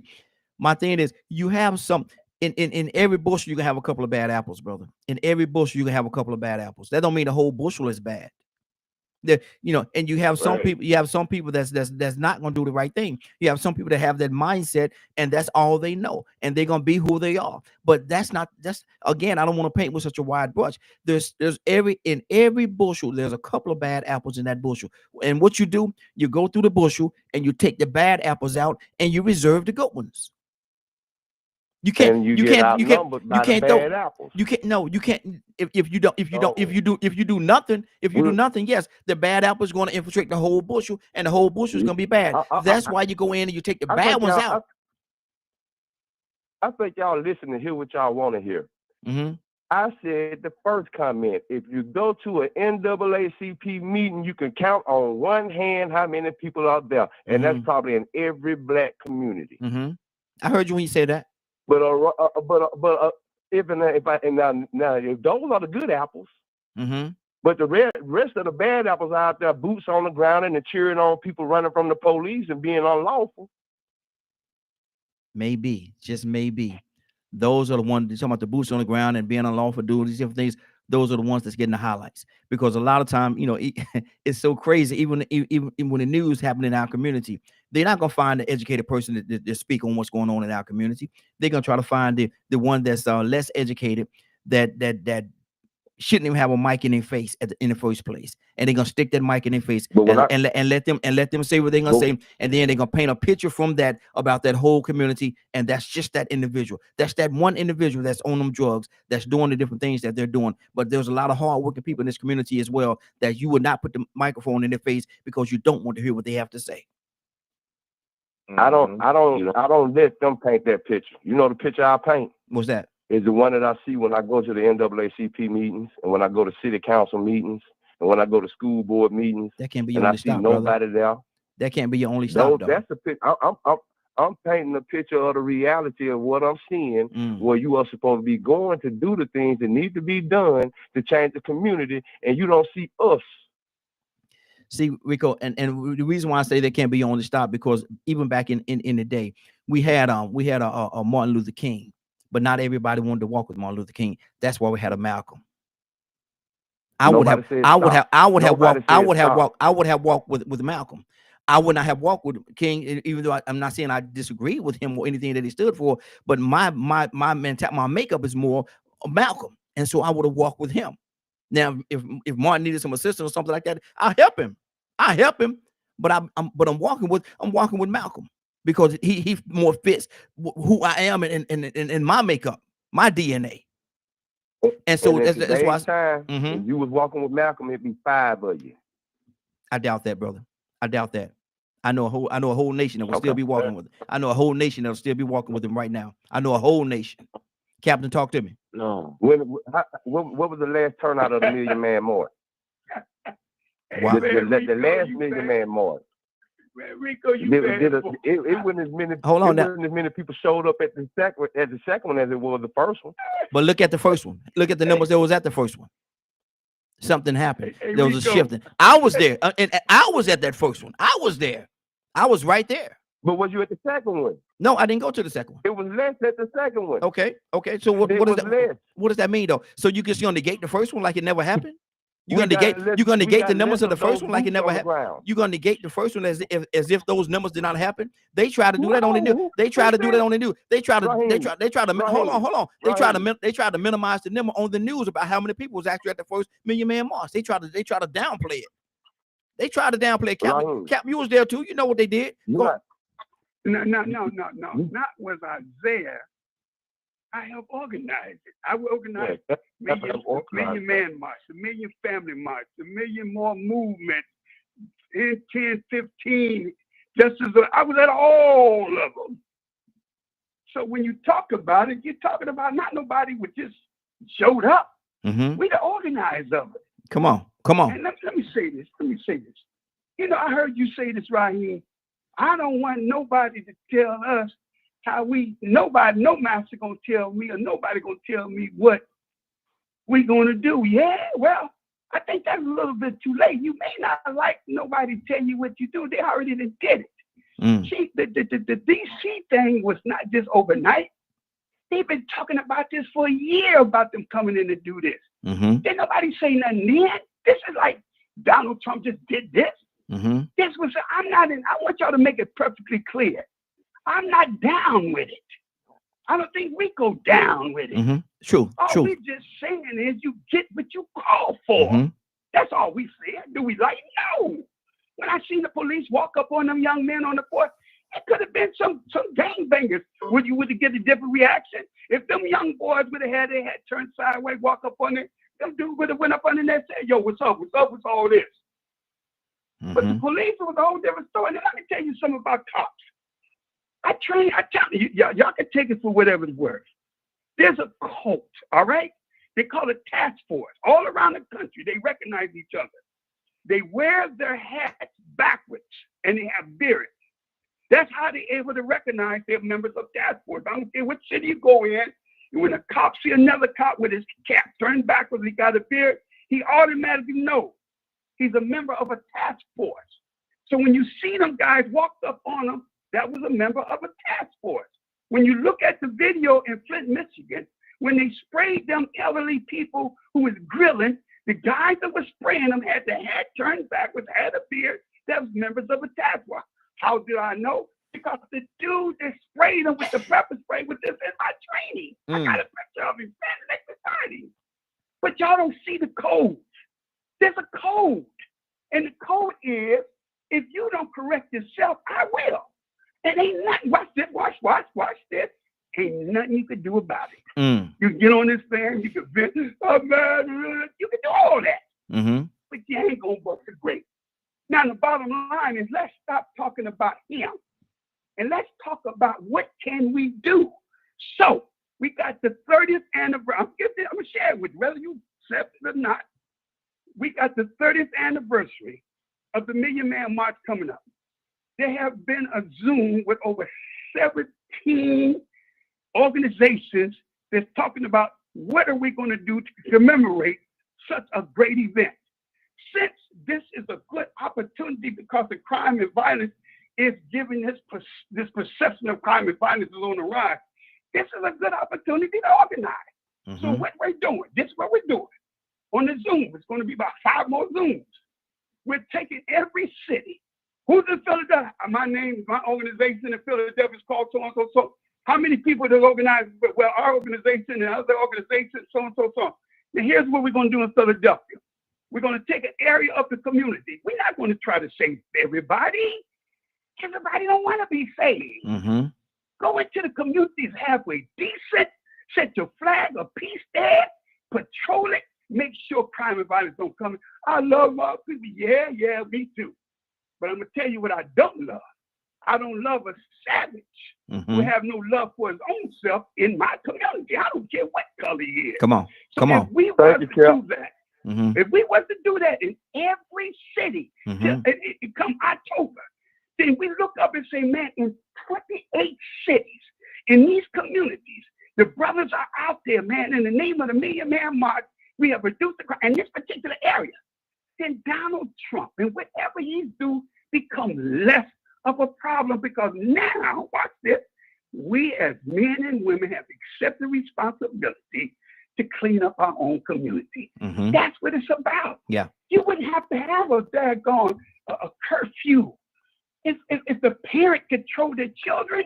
So what I'm hearing, Cap, is you saying that what we're talking about, what we are yelling for, is it's in the works already. It's already in the works. It's in the works. Yeah. But if you over here don't do nothing but vent all day long, that's all. You have to understand there's so many networks out there that maybe I'm not in these networks. But there are people doing something. We're not going to sit there and repeat this same old madness. That'd be stupid. Yeah. And here we're looking at what Donald Trump doing, spending a whole 2 hours talking about him. And we already got a game plan to celebrate one of the greatest events in the history of Black people. Yeah. Regardless if the military called it or not. Yeah. See regardless that? if we call it or not. You can't save everybody. You can't save the whole community. And that's what I was saying. Area of your community, put your flag there and patrol it, and that's it. Now, if somebody want to come in and clean up and be a part of that community, bet them. Brother, listen. You got too many gang banging stores. You got too many people chasing. Maybe you need to go somewhere. I'm sorry, this is an exclusive club. Why? Because if you don't get that bad apple. Yep. You don't get that bad apple. Come on. Exactly what I was saying. It's gonna be wrong. Exactly what I was saying right there. That's exactly what's on my heart. Yeah. Good deal. But see, Raheem, hold on, Raheem. See, that's the thing about it. If you would let me finish talking, that's the point I was getting to. Okay. I'm telling you why we aren't succeeding. And you're going back and forth with me. When I bring up the Million Man March, and then I bring up the second one, and I said the numbers were dwindling, because I'm telling you that we are not doing what we were doing in the community at one point in time, and the momentum has changed. I didn't say stop. Okay. I don't want them coming in our community, but they're coming in our community because we have gave them reason to justify doing it, even though they have ulterior motives. Don't put yourself in position to let them use you as their excuse, because that's what we have been doing. Okay, I see where you're going with it. I see exactly where you're going to. Let me go to Badger, and I'm not, and I agree with you on that part. I really do. Badger, talk to me. Leonard, come to you next.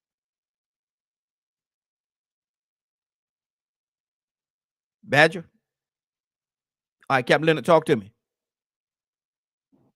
Particularly, I'm not sure. I think we were talking about what was happening the last time in DC when you came to me before. Yes. But this notion that you're gonna achieve some type of of utopia to me sometimes is just far beyond my comprehension. Explain what you mean. Explain to me what you mean when you say that. There ain't never been a time where everybody agreed and got along. I don't care. You can put the darkest of black people all in the room and not a speck of white folks in there, and the fight still could break out because people still gonna have differences. People still gonna make different choices.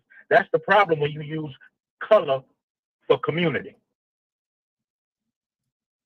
Because what do you agree on?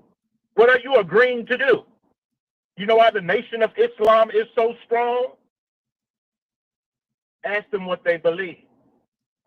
Ask them who they follow. They all are in lockstep with the vision and the mission of the nation. This is why they have been able to survive so long. And they have an incredible leader. But you all are not even interested in that. So when we're talking, I'm just going to go in. See, the slave mind, like if somebody else need to do it. It's somebody else's thing. We gonna get. I heard all these Negroes that was against voting. All they was talking about, well, we need them to come in and show black folks this and show black. All it sound like to me, brother, is you pro-oppression. You's a pro-oppression Negro. Wow. Of your own people because they won't do what you think they should be doing. I'm a freedom fighter. I fight for people's freedom. Free to kill themselves if that's what they want to do. No, since when did singing and dancing and having a good time become a damn crime? Hey. When? We'll tear ourselves to pieces. For what? For what reason? You can't do nothing standing by yourself alone. When you're trying to attack, when you're going after an enemy, I don't care if you don't like me and I don't like you behind closed doors. But when it's time to fight an enemy that's trying to kill all of us, you on their side?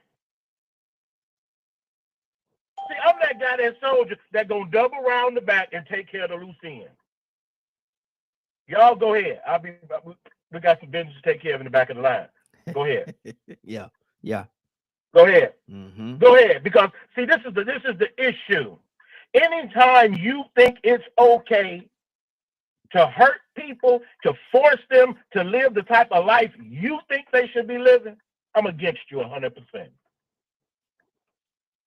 Everybody don't have to live like Leonard Jones. You don't have to listen to the music I listen to, dress the way I dress, go to the church I go to. You don't have to do all that.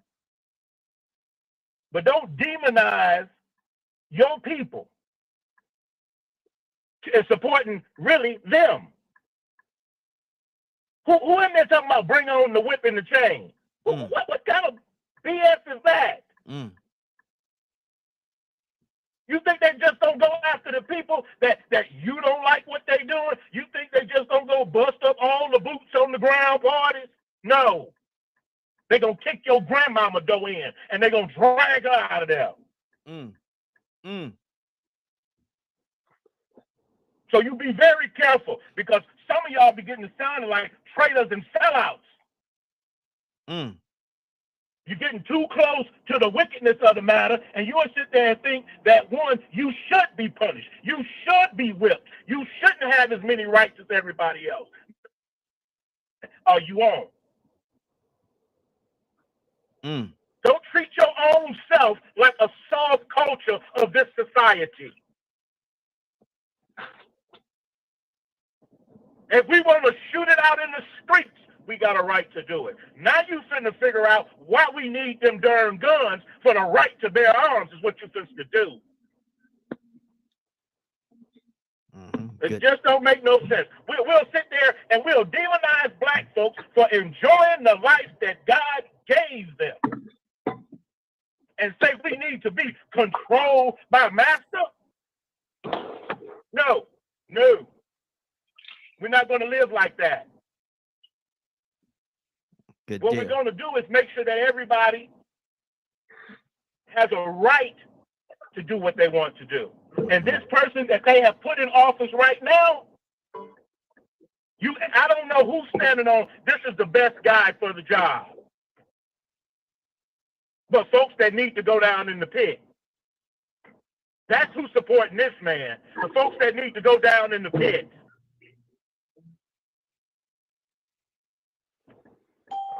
Good deal. Good deal. Let's keep and this in the words of my great brother, Captain Dennis, and I'm through with it.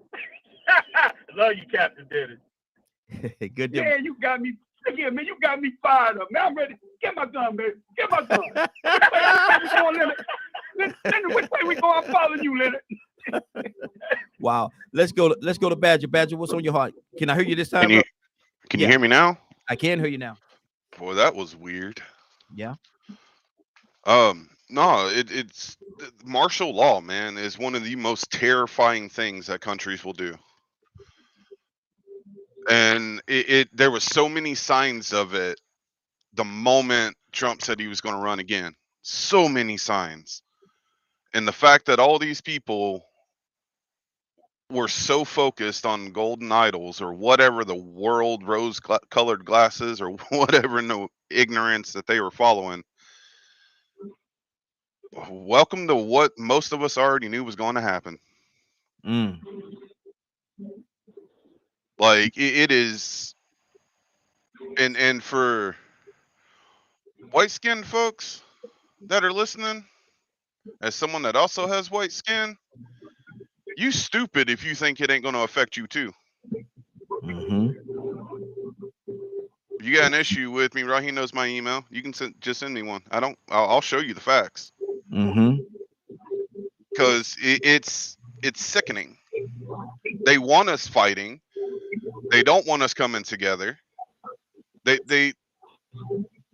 We have the ability as citizens to come together and get rid of people like this in our offices and stuff. We have the ability to come together and deal with all this. Ooh, almost started cussing. Nonsense. Mm-hmm. In regards to where our tax dollars are going and all of these other lies that they've been doing. When I've attended a meeting talking about $300,000 for pieces of paper and nothing about enforcing and making sure that teachers and stuff are following the law, no enforcement to make sure our kids were being taken care of in schools, that showed me everything I needed to know right there. They don't want educated people. They don't want us coming together. They want us to be trapped in this idiotic illusion of one race is better than another. It is the most sickening thing, and it is the farthest thing that Jesus wanted us to do. Mm-hmm. Period. So all of y'all out there talking about Trump being a white knight, man, good luck. You got coming your way. Let's that play D on what's happening. Okay. All right. Somebody got a little background conversation going on in the background. Joseph, good morning, sir. How you doing this morning? I got one thing real quick last. Don't let all this start up a civil war. Exactly. Hold on. I'll finish your thought, Badger. I thought you was done. I'm sorry. Oh, I muted because I couldn't. There was noise. Sorry. Got you. The other thing. Mm-hmm. They are probably up there smiling and hoping and praying that a civil war will get started. Wow. To me, this martial law that they've put into place, it's almost to me screaming they want us to have another civil war. Yeah. I believe that too. Joseph, good morning, sir. How you doing this morning? Hey, good morning. How y'all doing? Hey, doing good. Joseph, what you think about that situation that's going on in Washington, D.C. right now?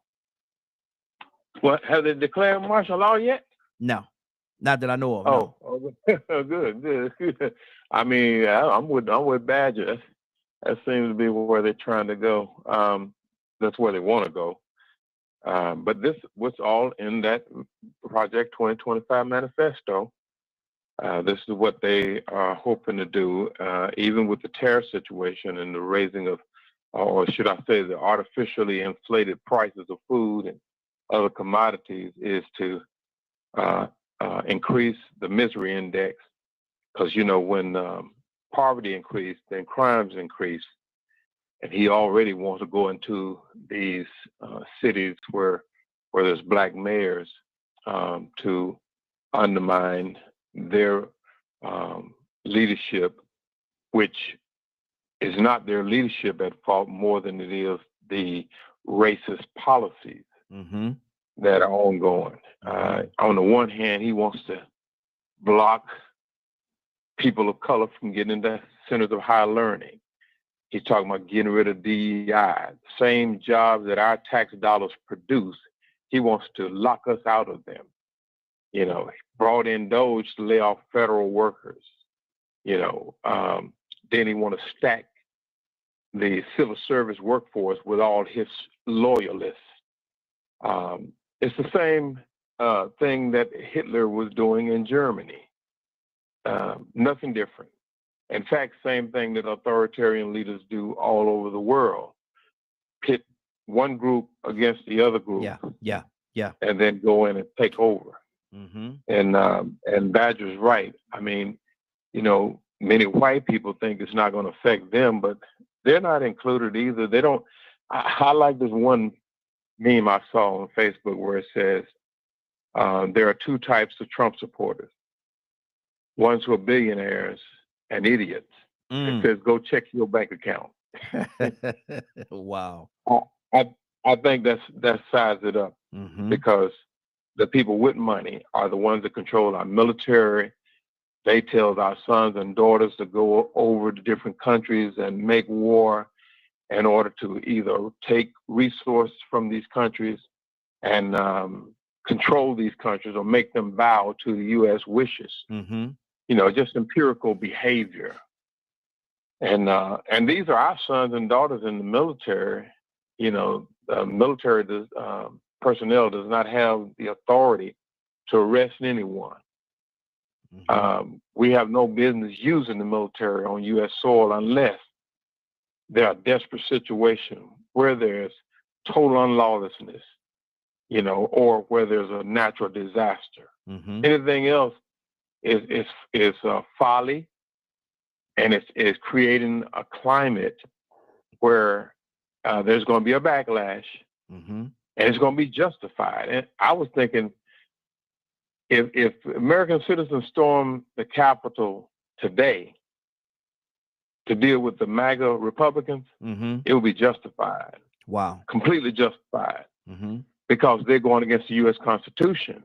And when we military people signed up to fight, we swore an oath to fight all enemies, foreign and domestic. Yep. Trump is a domestic enemy.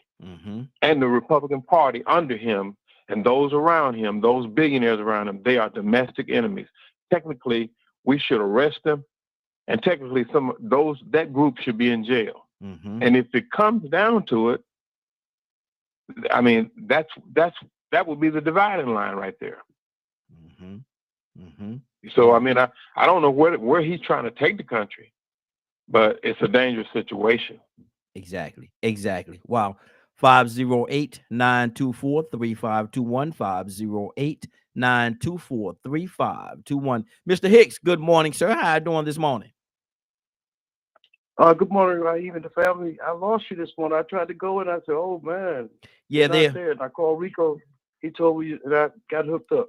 So I just turned on to you. Yeah, good deal. Yeah, man. Go to and make sure y'all tell people, because Facebook, they don't block me, man. They won't let me go live no more. I guess we talking about too much stuff on here, man. And they blocked me last night and see, you know, you ain't gonna be able to go live no more.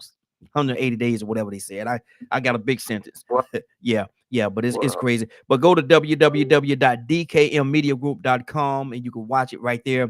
You could go to YouTube. You still can go to YouTube, all the other platforms.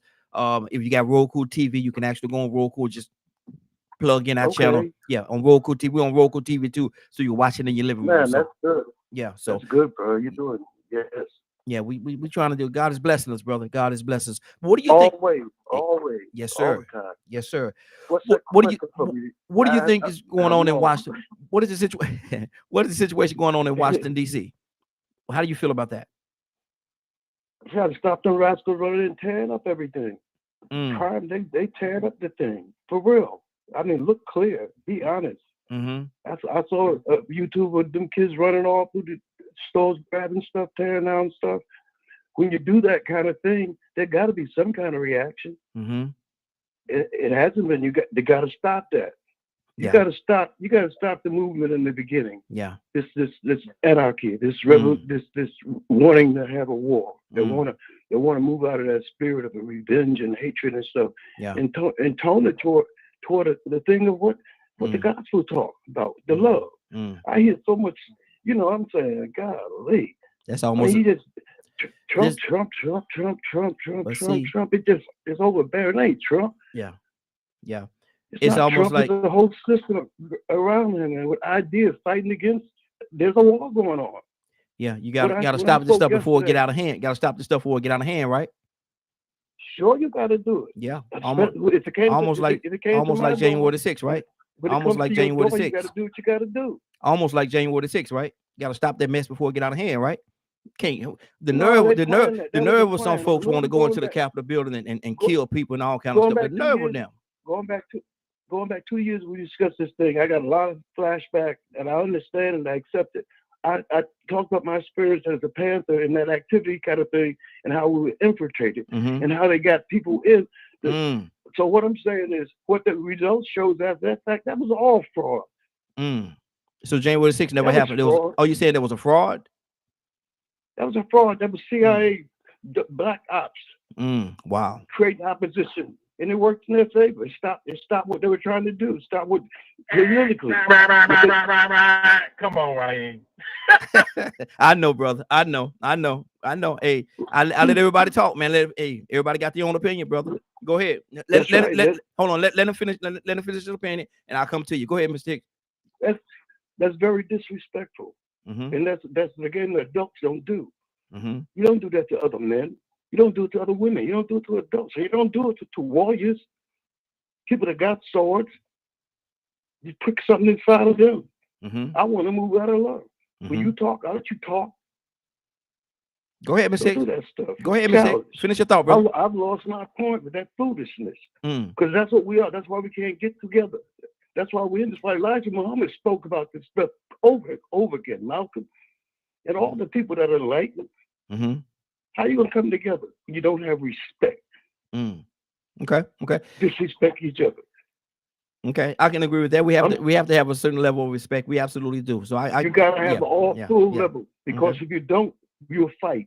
Mm-hmm. And that's where war comes from. That's where all the confusion. There's no respect, even in Congress. We Okay. can watch them.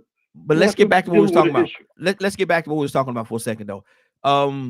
You Yes, say sir. you say you think that it was all a hoax. The January 6th was all a hoax, and it was conspired. But I want to tie. Remember what you talked about yesterday about deflecting? Yeah. About deflecting from a subject. Our subject about what's going on in Washington now. Yeah, absolutely. Now- You got a now, point. Yeah, absolutely. From my point Sure. of view, you going back what they do. That's Mhm. a tit for tat. What Curtis talked about, tit for tat thing. Mm-hmm. We But got to see- find a place in our spiritual stuff to be in the middle of things, Mm-hmm. to be clear in our view, and use discernment, and not get caught up in the madness around us.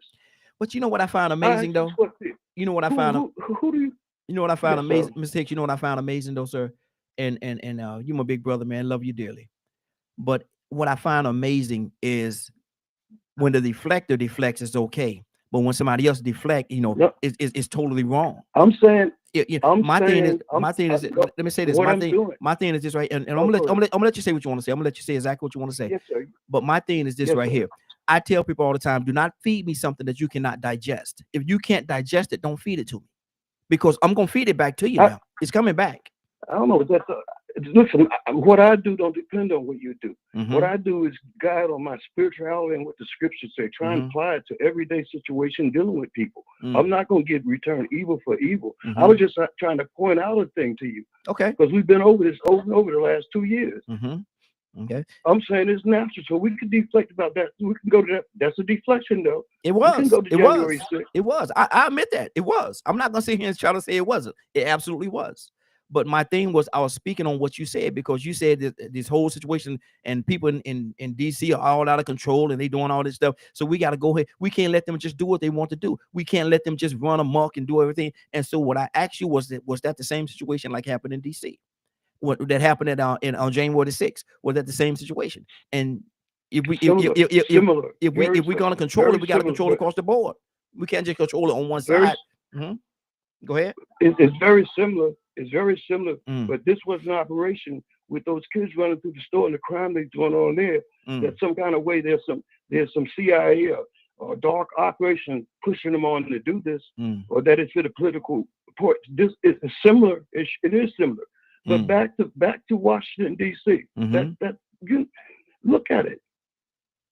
All I'm saying is this: I try to find a place in me and balance it, and not to hate them. I mean, it's so much hatred toward Trump, and the hatred. What do you think hatred going to produce? What is the spirit, the low vibration energy of hating someone and resenting someone? What is that going to do to your soul? Okay, good deal. Somebody was about to say something. Who was about to say something? And we're gonna come to you. I want to say one thing real quick, and I know Leonard wanted to say something, I believe. Okay, here we So go. I just heard that there was damage all over the streets recently. I would like to see the evidence of that and where that was from. Because I'm trying to look it up right now, and I'm not really seeing anything. You can see what you see.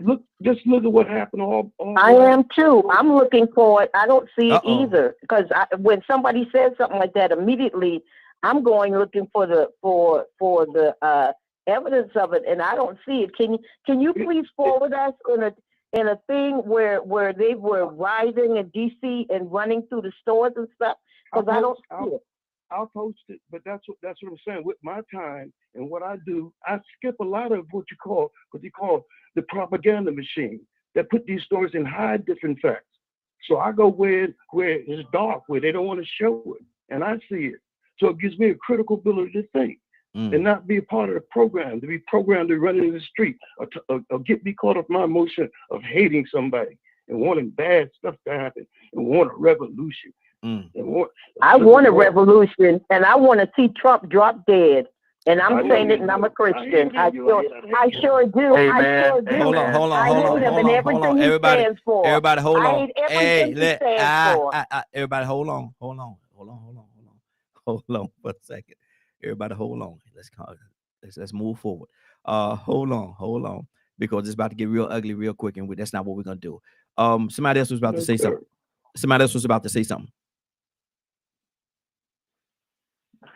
Hey, Raheem. I want to yes, say sir. something, but go ahead. One at a time. No matter who's next, either one of y'all could go, just one at a time, though. Oh, look, people are always talking about what you say, and hoping people ain't this and hoping people ain't that. Well, they really out there killing people. While y'all in here loving them, they out there killing people. But it was you that was. Guess what hating people is? Seizing you and taking away your rights. That's hate. That's hate. They're not wanting you to vote. That's hate. That's exactly not wanting you to be able to buy the things that look. You got people don't want you to buy soda and snacks because you get SNAP. Who do you think gives us our prosperity in this world? Now hold on, Ms. Hicks. Well, the person that does that ain't the president of the United States. Hold on now, Ms. Hicks. No, it ain't. Hold on, the person that runs this world. Hold on, gentlemen. Mr. Hicks, you just said about the respect thing. Let him make his point. You just said about respect. When somebody said something when you was talking. I'm gonna apologize because I was doing something else. When I wasn't on mute before, but I wanted to say that one, we should at least stand against lies. At least stand against the lie.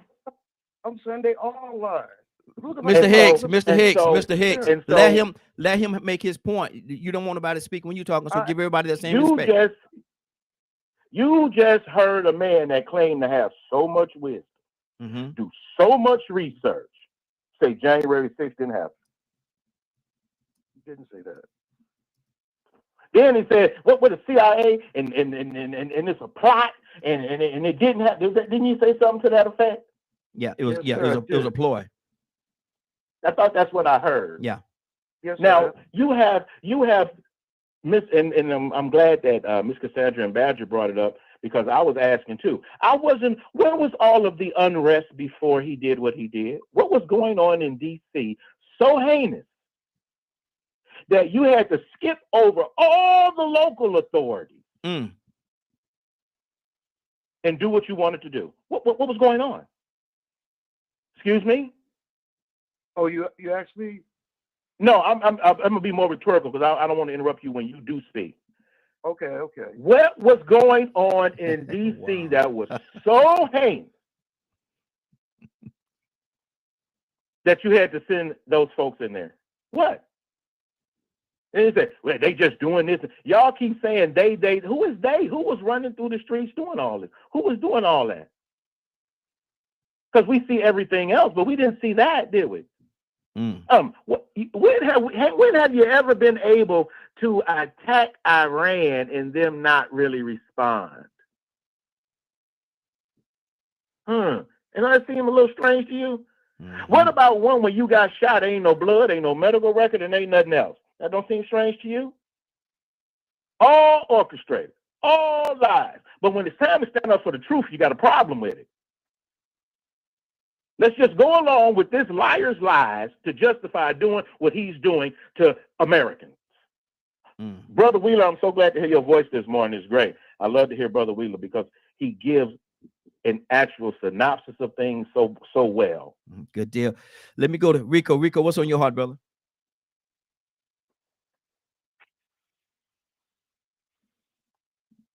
Rico, you there? You know, I had to pull that screen now, man. I'm driving, man. Oh, I'm okay. with Leonard, man. Now listen, I'm gonna say this. Everybody's been speaking some truth. I don't agree with everything everybody said. I ain't gonna nitpick. You know, when Mr. Hicks says that's about January 6th, I didn't agree, but I ain't gonna nitpick because it's some stuff that I do agree with. Now, and I agree with Leonard on that about Joseph calling in, man. Joseph, he be hitting it out the park. I'm with that brother all the way. And I also want to make sure I stand myself out the cap because anything he got going on, I'll travel. I like everything that he got going on. I feel that type of movement can get something done. But one thing you're not gonna do is take my narrative and try to spin it. Now, ain't nothing wrong with having a good time. But when that good time turns into a riot on a regular basis,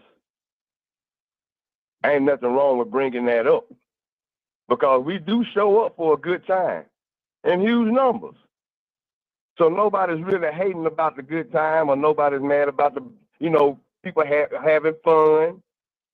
But in a lot of situations, that fun turns into the police having to come, and then all of a sudden after that, the police getting ran off. Because the crowd is out of control. Because that happens. And so, I don't agree with what Trump is doing. I ain't no Trump fan. Y'all know this and that. And I think I said, this is the funny part about it is sometimes people can call and they can say the exact same thing like that. He's a tyrant. Yeah. He read Mein Kampf. He said that he was influenced by Hitler. He was very motivated. He looked up to him. He did. So, as a people, a community of black people with children out here in Chicago and in these places that me and Willa and everybody's talking about behaving the way that it is, you can't help but expect us to become the biggest victims of this all the time. Ain't down in your own people. It's trying to wake them up. Instead of the numbers to the Million Man March improving to 2 million, it decreased. But when it comes to having fun and a good time, man, you will bust the doors off the wall. They'll have to call the fire marshals in. It's their capacity. So don't spin my narrative unless you want your head cut off. Because I ain't going to keep playing that game. I mean, I think Donald said the same thing a lot of times. We are distracted as a community of people, not just a community of people, as a race of people. Let's just say it. Black people. We see it. We are in a situation where we can no longer afford to be out here shucking and jiving. fuck dancing, Mm-hmm. and then giving them an excuse to do all the wrong things they want to do to us and justify it. Because we should expect that from somebody that was influenced by Hitler, Mm-hmm. that admires him. I mean, he gonna use any excuse in the world to say, "Yep, that's the reason why I need to do that to them people." Now, it might not be justified, but at the same time, we need to look at the situation that it is and say, you know what? It's time for us to come together and see if we can straighten out some things to keep from being in these situations that we're in. Mm-hmm. Because this is real. The reality that y'all speak about, the political side of it, all of it is factual. Yeah. But once again, man, we are leaving the door open for us to be the victims of it on a regular basis. Mm-hmm. We're the biggest losers in this thing every time. Yep. Truth. Let me go to Cap, and Curtis, coming to you next. Cap, talk. Man, you know, I didn't know how dull my blade was. Hey, nigga, hey, fellas, I really appreciate all of y'all, man. Y'all just shot me the heck out of my blade, man. I'm sitting couldn't cut butter. Oh, boy, I could split a hair now. This awful being on there. And I mean, I take something from every one of you. You are some brilliant men. Look what the minister said. I always try to give a good spiritual note. The minister spoke about 3 weeks ago on a private tip. We weren't supposed to make it public, but I got to say it. He said, God gave every one of us a great gift. Mm-hmm. He said, but he gave us that gift in righteousness. Mm-hmm. He never gave any one of us an unrighteous gift. Yeah. He said, but to unwrap the gift, you have to practice righteousness. Come on. It is practicing righteousness that you unfold the great gift that God has given you. Mm-hmm. I thought that was profound. Yeah. Because people take their gift in unrighteous ways.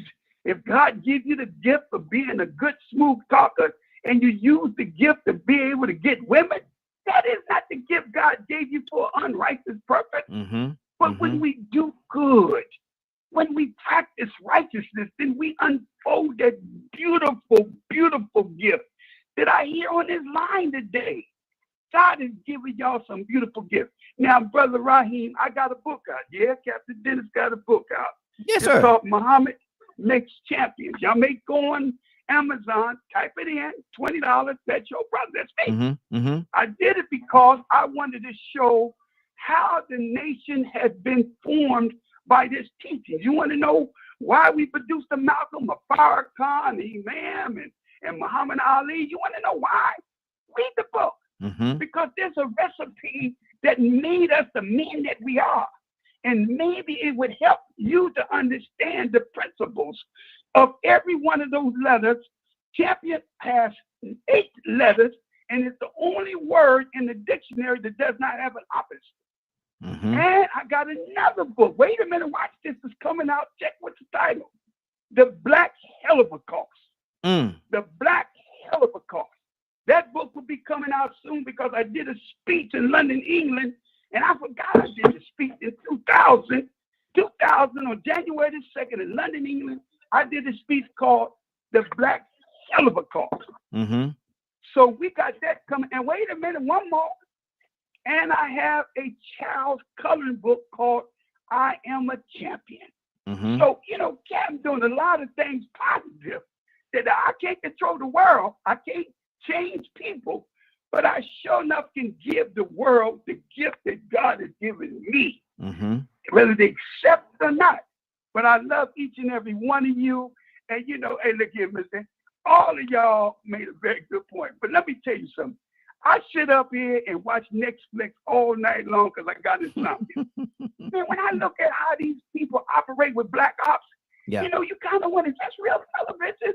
They show the big screen, all of the daggone things that they have done overseas, causes chaos and assassination and produce chaos. And so when my brother talked about the January the 6th, We looked at January 6th through their eyes. They're the ones who showed us through media. Mm-hmm. It's real, I'm sure. I think people were there, but we don't know the plan behind it. They're never going to tell you that they may have created this through the CIA Black Ops.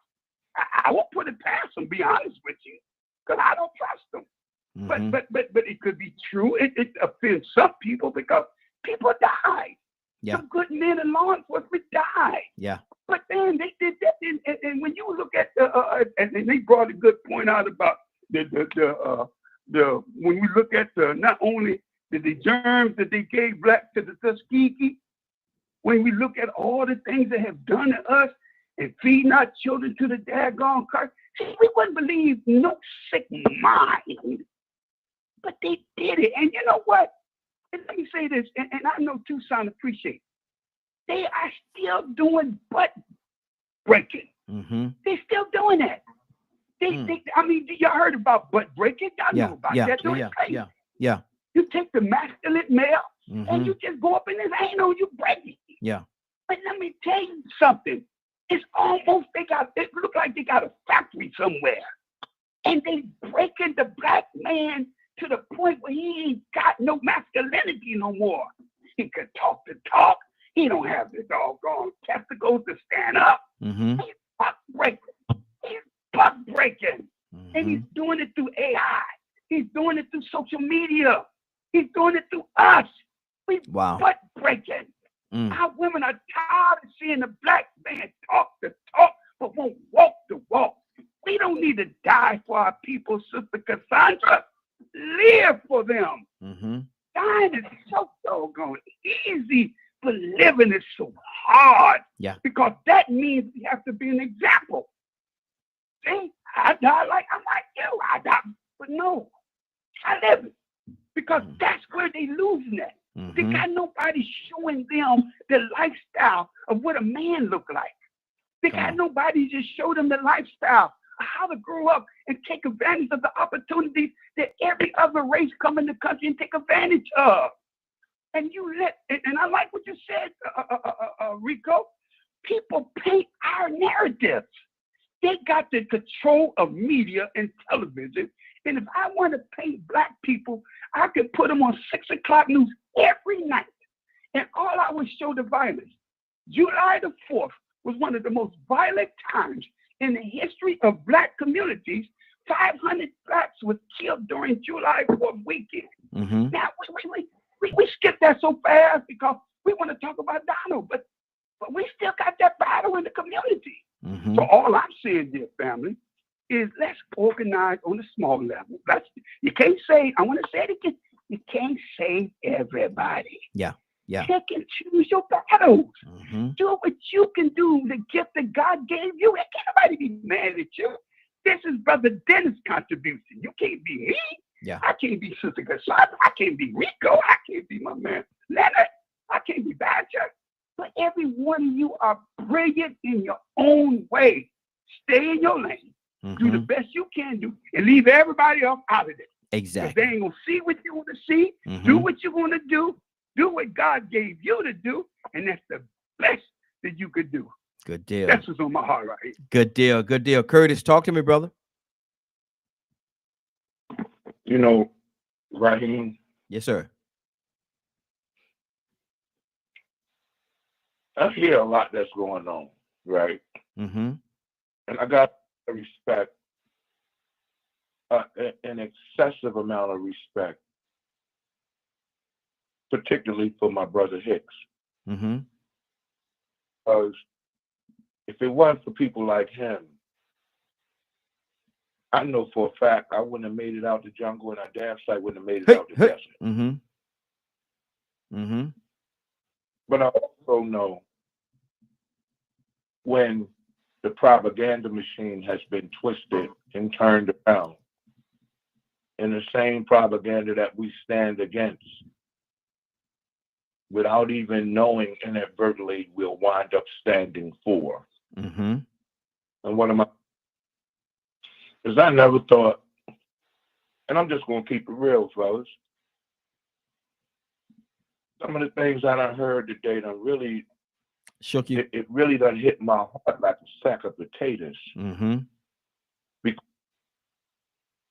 We're almost sounding like a group of men who is suffering from a Stockholm syndrome, to the point that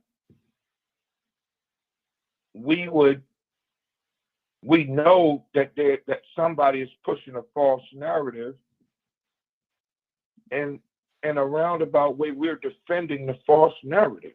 Mm-hmm. Fellas, I live here in Baltimore. I live here in Baltimore. I live 20 minutes from D.C. Everything that they're showing you is a lie. If you really want to know what the real initiative is the city of D.C. has gone black-owned. So let's go ahead and throw it out there. Look, I ain't holding no punches no more. Mm-hmm. Because we keep talking about things that is a lie. The city of D.C. is black and LGBTQ owned business-wise. The capital base of D.C. is making money. That black woman that is in charge of D.C. is doing the right thing. D.C. has not seen the crime that they are perpetuating in 30 years. It started to decline when they locked up Rachel Evans and they got Poncho out of there. Yo, stop with that. Stop with believing that they show you one project on the southeast side of D.C. that's only standing because, guess what? The project is owned by a white family who've been owning it since 1786. And they got it in the paperwork that the price of the project is so elevated that the city can't re-gentrify it. If you go to Southeast D.C., bro, I swear to God, Raheem, I ain't never seen nothing like this in my life. Raheem, you remember when you used to get on Hardin Street? Uh-huh.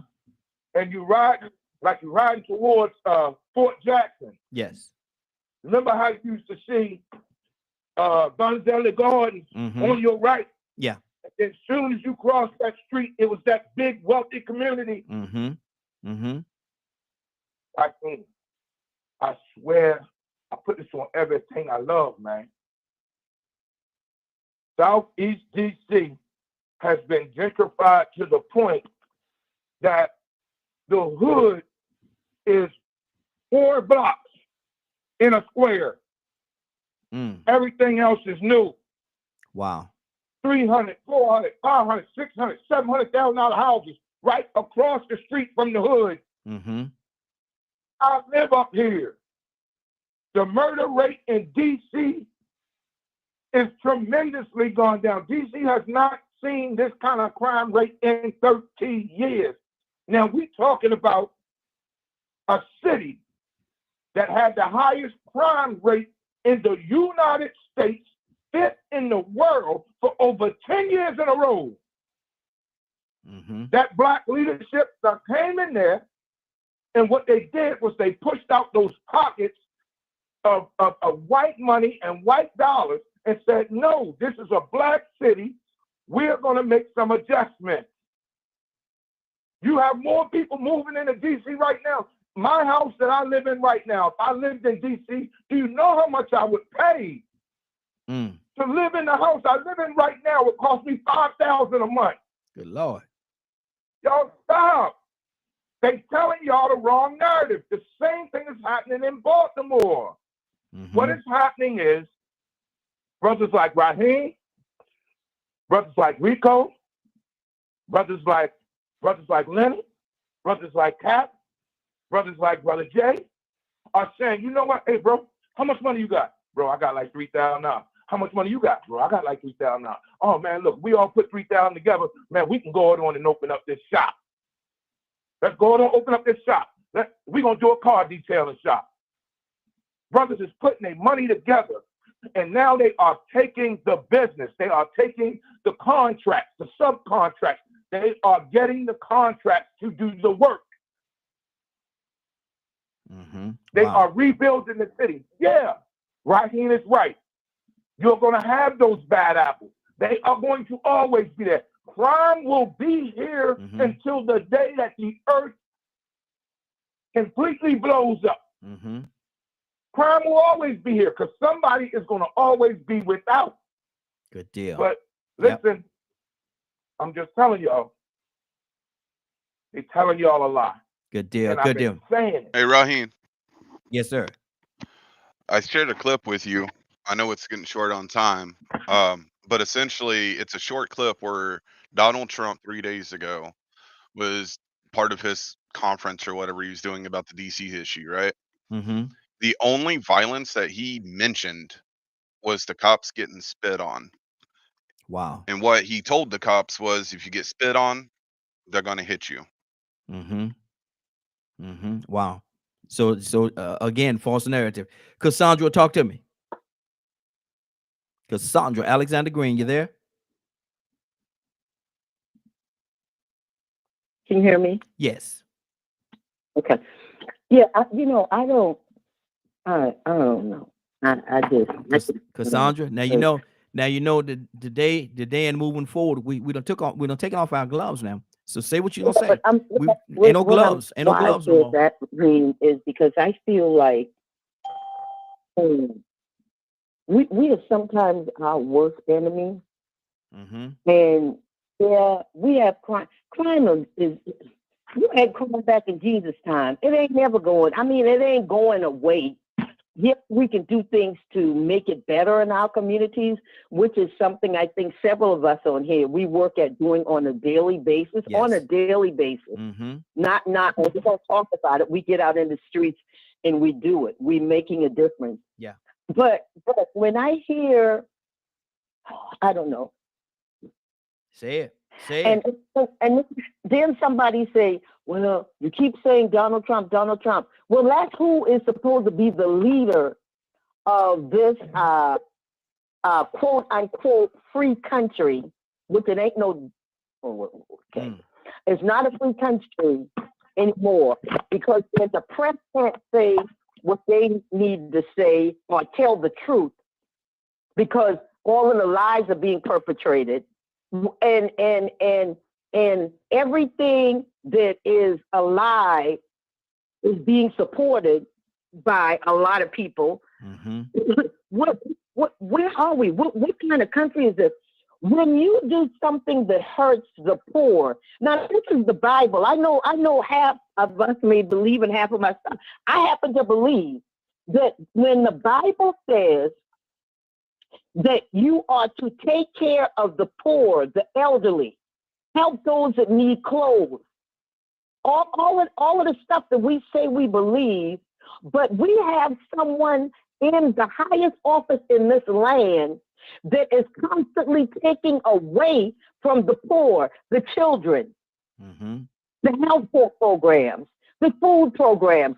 And y'all see something good in that? What good can come out of that? Because what you're doing is you're putting people in a situation where desperate people do what? Desperate things. What do desperate people do? Desperate things, yeah. Okay. So you are putting us in a situation where you want us to have to react because we can't feed our children, but seniors can't get the health care that they need to have. All of these different dynamics. You got one man. Yes, we gonna keep calling his name because he's the jackass that's doing it.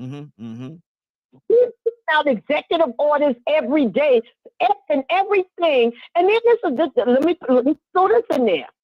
Why is it that everything that he is getting rid of, like maybe 96% of it, targets Black and brown people?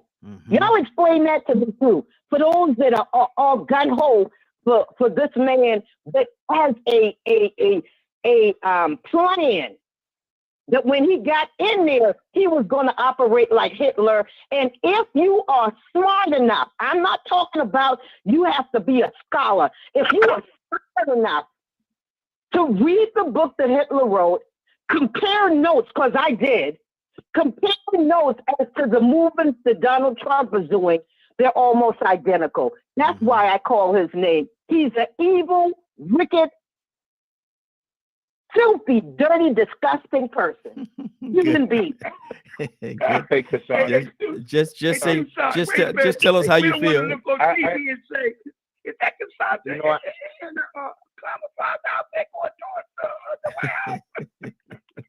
Wow. You know what? I ain't never. We feel you. We feel you, Sister Cassandra. We feel you real strong, sis. Yeah. Yeah. Hey, Cap. I don't know, but did y'all pay attention? Look, she did on point. Did y'all pay attention to the comparison picture from the so-called assassination attempt? Yeah, we try to avoid that conversation. We on the open line, man. We don't want to have to save ourselves. He would just say, look at, hey, Raheem, you better do an addendum. Well, this does not reflect none of the policies of this state. Exactly. The views and comments of everybody on here does not reflect the views of DK Media Group and Associates and or its affiliates. You might be able to knocking on all our doors. Look, you might be able to appeal to Facebook. You might be able to appeal to Facebook and tell them it ain't my fault. Yeah, exactly. Exactly. Hey, look it up, y'all. He take a medicine today, y'all. Just take a medicine today, all right? That's all it is. That's all it is. Let me go to Friday. Friday, good morning, young lady. How you doing this morning? Morning, how you doing? Hey, doing good. Friday, what do you think about the situation that's going on in Washington, D.C. right now? What does that say to your heart? That it needed better representation a long time ago. And I think it's an easy place to, I hate to use the word attack because it sounds so aggressive, but it is an easy place to try to do the maneuvers that are being done because of the spotlight it always has and had. And to create this narrative or to ignore that the proof of, I guess, what's the term? Proof is in the pudding. There data that has shown that in the last so many years, things have reduced and improved. And what he's wanting to do is, in my opinion, have this forceful hand, but also get credit for it. Right? Because he needs things to try to seem positive for him, because it has not been positive for him, and not just in the constituents that should be in opposition, but even to those that have been supporting, he's not showing favorable.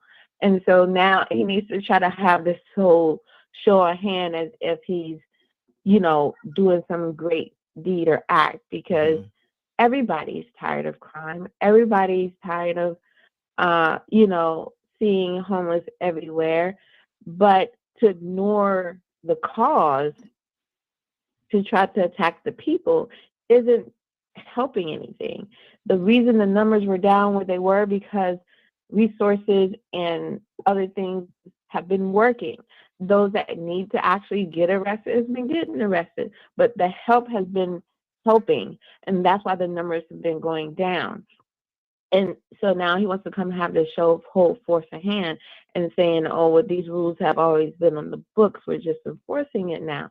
Perhaps so, but there's a whole lot of things that's already been on the books that should have been enforced, to include not red taping, to include not gouging prices, to include all these other things that would help the economy as a whole, more than just in the DC area, more than just in LA, more than just in New York and these big cities that do you think what's happening to, or that has the bigger places. Do you think what's happening in DC? Seen, Friday, do you think what's happening in DC is warranted?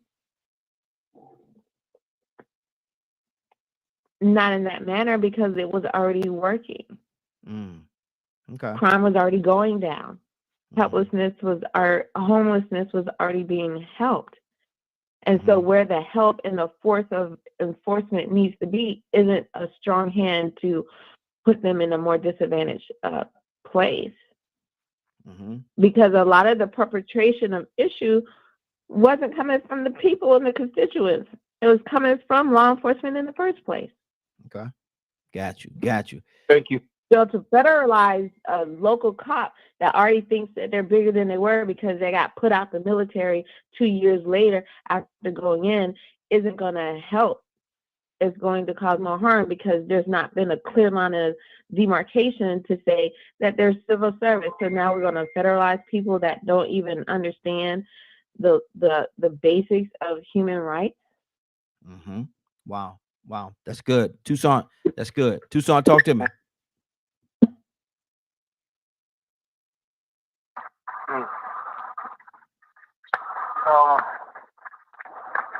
Why the homeless? That's my biggest question, I guess, because that's my biggest concern. And I'm tired of it too. And I try to do something about it. Tired of them being homeless, feed them. That's what you do. I mean, in every city, how many vacant buildings do you have? With the lights on. I can't figure that out. We have military bases that get gas, water, lights, all the utilities are paid, and they automatically, nobody never cuts the power off. But nobody's there. I can't figure that out. You got a place right around the corner from everyone that's listening. You got a place right around the corner from your house. Nobody stays in. Ain't nobody been there. And it's habitable. Somebody can. But you pass by a homeless person on the way every day. So why is it that we start with people can't help themselves? I don't understand that. So I mean, I'm not looking for no hero. And that does, and I don't. I have to pray about Mr. Hicks. I have to pray about whether or not I hate the guy or not. I just don't like him. Yeah. Because I don't see nothing good in it. I don't see how. Maybe you try to find the good in everybody, and I try to, but I'm missing something.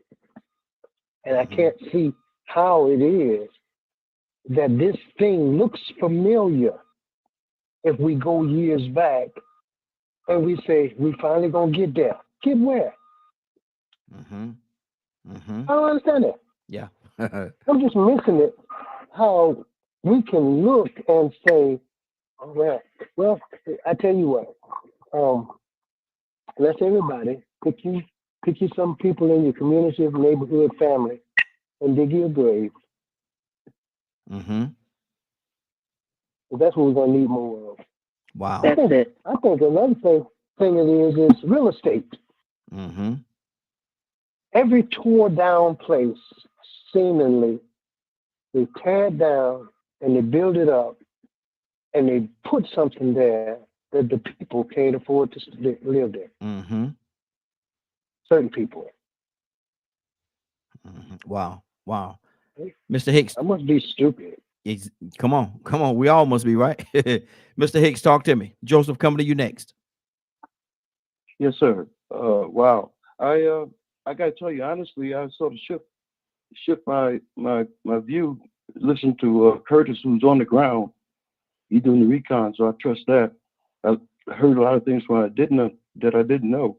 Praise God. The sisters spoke on the thing too. I think that this was a political thing. He did it politics.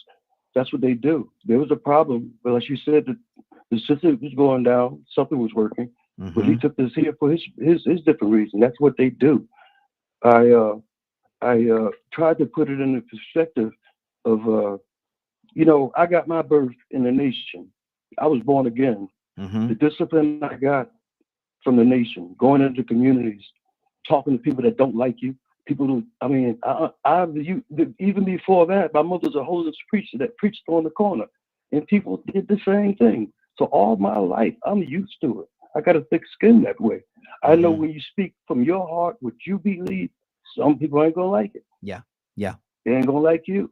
But I tell you this here, and for my spiritual development, going to trials I've gone to, I'd like to get in touch with the captain too, some kind of way. I'm on YouTube, I can't reach him. But captains, please reach out to me. I got to connect with you. I know the spirit got in that way, but I don't hate you. I'll be honest, brother, listen. I just was texting Raheem. I want to give a book autograph to all my family on Morning Glow, every one of you. I don't want y'all to pay. This is my gift to you all. I didn't want to mail it to your home because if some stuff break down, you said I can't get my address. I wanted to do. So I'm always taking security. So what I wanted to do, I wanted to send a case to Raheem, and Raheem, I want you who know everybody. Yeah. To please make sure that they would get my book. Absolutely. All right, please. Absolutely. And I mail a case to you, and I want everybody to have it. This is a gift. I'm sure y'all going to enjoy it. Praise God. And Thank at the same time, brother Raheem has my information, and I'm giving him permission, my dear brother, to give you my information, and you can call me and we can set it up. All right? Yes, sir. Yes, sir. Appreciate that. Thank you. Good deal. That's pretty much it. I was delivered from hatred. I hated. White man was Yahuwah's create the devil, and I was supposed to take his head out in my spirit. You know, I was thinking about a thing. Some time ago, Minister Farrakhan was speaking. He talked about Hitler as being a great man, but he said a wickedly great man. They tore him up. They ripped him all kind of way. I read Mein Kampf. I read pretty much the history of this whole development, the Nazi movie and all that stuff. So it don't make me bad because I read Mein Kampf and get the strength that's in him like I do from Nietzsche, like I do from all the ancients that wrote on and thought about these things before me. But Tucson, I don't hate you. I appreciate you. I watch your work. I listen to your word, and I see that hardness in your heart. I pray that God will work on that because then nothing comes from hate, but hate comes back to you. God is not mocked. As you sow, so shall you reap. Your words are seeds you plant into the universe that spins off and sends back to you what you put out.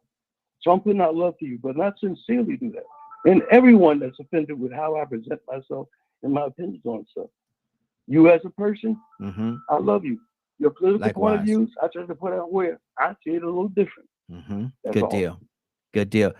And Raheem. Yes.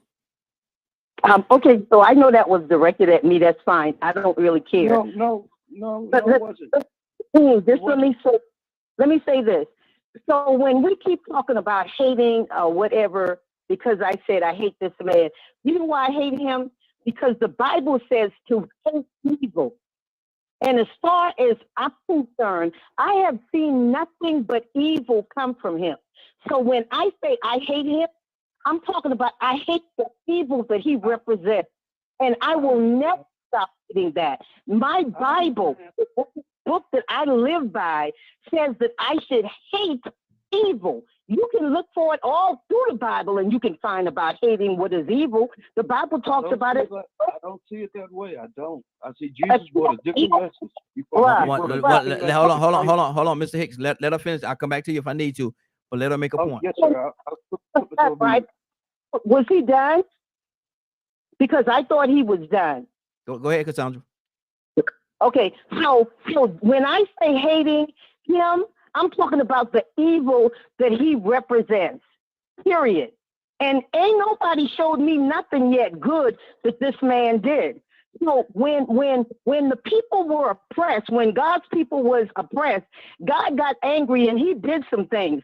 And I believe that is what is about to happen in this country, because there is an oppression that is taking place that is hurting the poor, the sick, those in prison. And you have one person at this point orchestrating all of that. So yes, I hate him. And for that reason only, because of the evil that he represents. So yeah, you can put me down for that. Okay. Mr. Hicks, you want to respond to that? And Joseph, I'm coming to you next, sir. I just want to say honestly, when I said that, I wasn't talking about anybody in particular. I'm talking about human beings. I'm talking about what I found in my life, what I experienced. I wasn't pointing out to you. I was pointing out to Tucson, basically trying to say I don't hate him. I don't hate him for how he do. That's all I was saying. But that wasn't you. But that again is what people do. You projected that on you. I was never talking about you. You did. And so just be honest. You did. Anybody on here that could not see that was directed toward me, then you need to reassess your thinking, because I know I'm not crazy and I do not play around when it comes to what I discern. I know when people talking to me. And Okay, good deal. Hold on. We're looking at the time. I want to go to Joseph, and if y'all want, I have a conversation with both of y'all off air, and we can actually get to some kind of hopefully agreement on what's going on. Yeah, exactly. Joseph, what's on your heart, brother? Yes. I'm just taking in everything that everyone is saying. I'm so glad, man, that we are awake and aware and alert and got our finger on the pulse, because things are going to change real rapidly, and it's already in their handbook. We're just discovering everything they wrote in it. But you can pretty much anticipate, wicked scheme. When people are about evil and wickedness, you can pretty much predict where they're trying to go next. I mean, you could see it. Yeah. It's right there in front of us. As far as, our response to it, God gave us the ability to, to embrace and the ability to cast away. There's time for everything. There's a time, to sing and dance, and there's a time to mourn, and there's a time to refrain from that. So there's a time for everything. I despise certain people's actions. I despise it. Okay. And if they don't embrace the truth, accept the truth, when so many people giving it to them, then it tells me that their understanding is either darkened, or they don't fear God, or they don't love their fellow man or their neighbor. So, I can see it. Good deal. Well, I'm looking at the clock. It's pretty much time for us. It's actually on 10:05. But hey, Cap, are you still there? Cap, you still with us, right? Cap, you there? Cap, wake up and go to sleep. I see him there. Cap D, you there? Okay, I thought he was still there. Rico, talk to me, brother. Man. I like the way he ended with Joseph, man. I think he could have left it right there. He said what I said in a more peaceful and eloquent way. You say peaceful? You say peaceful, Rico? I mean, yeah. I'm just picking. Well, he says it in a more, I say, pleasant way. Yeah, you know what I'm saying? It's easier to understand. Yeah. And I got a different type of passion that comes off a little more aggressive, and sometimes I can't even express myself the way that I should to get across. But everything he said, man, some people choose to ignore this, and sadly, it's a good number of people. And if we're just awakening to this, I got a problem with that, because we should be on top of this by now. And it's scary to me that we continue to be in the same cycle. I mean, we are in a better place in some situations. I don't want to just look at everything as just down. But in some places that we should be doing much better in, we're not. And those are some important places, important, levels of life, especially when it comes to our community. Yeah. We burying our youth at a high rate, man. Can't ignore that. Yeah. So I mean, if these youth that we're burying and the ones that we seeing doing all this wilding out, man, these are the ones that are going to be the biggest victims. And we as elders, we have a job on our hands trying to do our part to make sure that our future remains in place. because man, if somebody don't do something soon, man, we will continue to be a bigger loser than we already have been. Exactly. Cassandra said it. We always the target, brown and black people. Yep. Brown and black people. Sooner or later, we got to realize that we're going to have to move or put more efforts towards some of these things that we should be paying more attention to. So we won't be victims or be surprised by some of the actions of this devil who has been proving himself since we've been over here. Exactly. Good deal. Cap, you still with us, right? Yes, sir. Yes, sir. Yes, sir. Hey, Cap. Now, let me say this. Go ahead. I'm sorry. Go ahead. You say that you're just an old frustrated Baptist preacher, right? That's all. Just old frustrated Baptist preacher. I joined the Muslims because they fit more to my life. Good deal. Well, hang around because I'm gonna get you the prayers out today. But you wanted to say something? Yeah, I wanted to say, listen, the Honorable Minister Farrakhan coined this phrase with us in the nation, and is rise above your emotions and get into the thinking of God. Thinking of God. Yeah. We all must rise above our emotions. That's right. And get into the thinking of God. Yes. We become more emotional than the Creator. Yes. Let's get past the emotions, because it's nothing. See, when you use the word emotions, you talk about pain, hurt, feeling, glad, joy. All of that is emotions. But rise above it. Yeah. And let's get into the thinking of God. Not what we think, what we feel. Yeah. We can't claim that we believe in Jesus and don't practice it. We can't claim that we believe in Allah and we don't. That make us hypocrites. And then when somebody check us on what we say we believe in, then we go on the defensive. You can't have it both ways, either or. Yeah. I don't fear nobody but God. I bleed out on that one. Not no Donald Trump. Yeah. Now, I don't care, even the minister. I believe in God. If I believe there's going to be a race riot, then God permitted it. If I believe there's a hope, then God permitted it. I'm not going to be on no scare tactic show. I'm going to be peaceful. I'm going to leave it into the Creator's hand. That's just the way it is. Good deal. And let God be God. And the next one I'm going to give y'all is out of the Quran.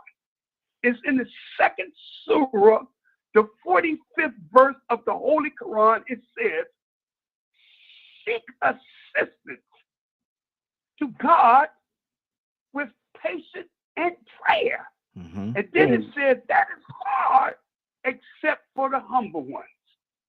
Seek assistance through patience and prayer. That is hard except for the humble ones. I needed that. It didn't say seek prayer, then patience. It says seek patience. That's something we don't have, y'all. We don't have patience. Yeah. But the Quran says seek it and then pray. It says it's not easy. It made it very clear. It's hard except for the humble ones. Good deal. That's all I got to say, my brother. Good deal. Well, we're going to do our closeout right now. Anybody have anything less than 30 seconds they want to say before we get out of here? Less than 30 seconds. Peace upon you. Good deal. Good. Anybody else?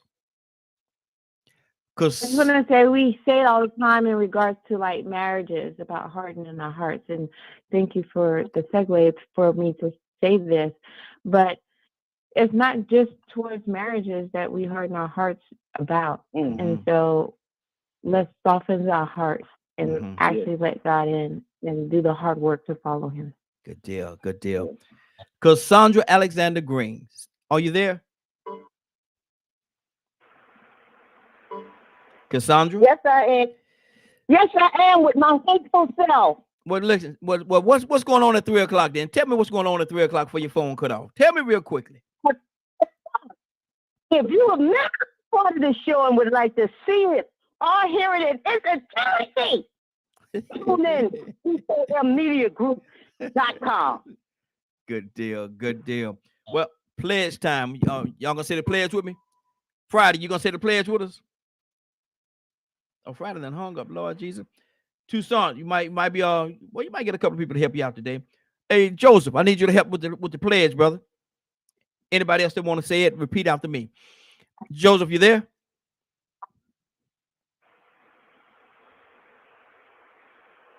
Yeah, I'm here. Okay, y'all repeat after me. I will take this day. I will take this day and be the best that I can be. And be the best that I can be. Do the best that I can. Do the best that I can.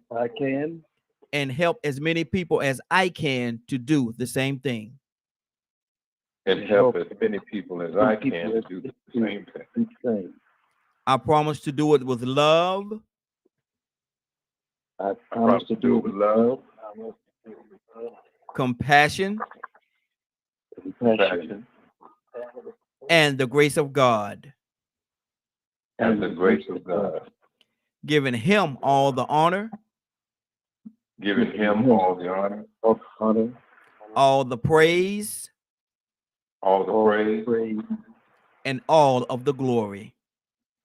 And all of the glory. In the name of my Lord and Savior, Jesus Christ. In the name of my Lord and Savior, Jesus Christ. Amen, amen, and amen. Now, Tucson, I got to ask you, what did you hear, brother?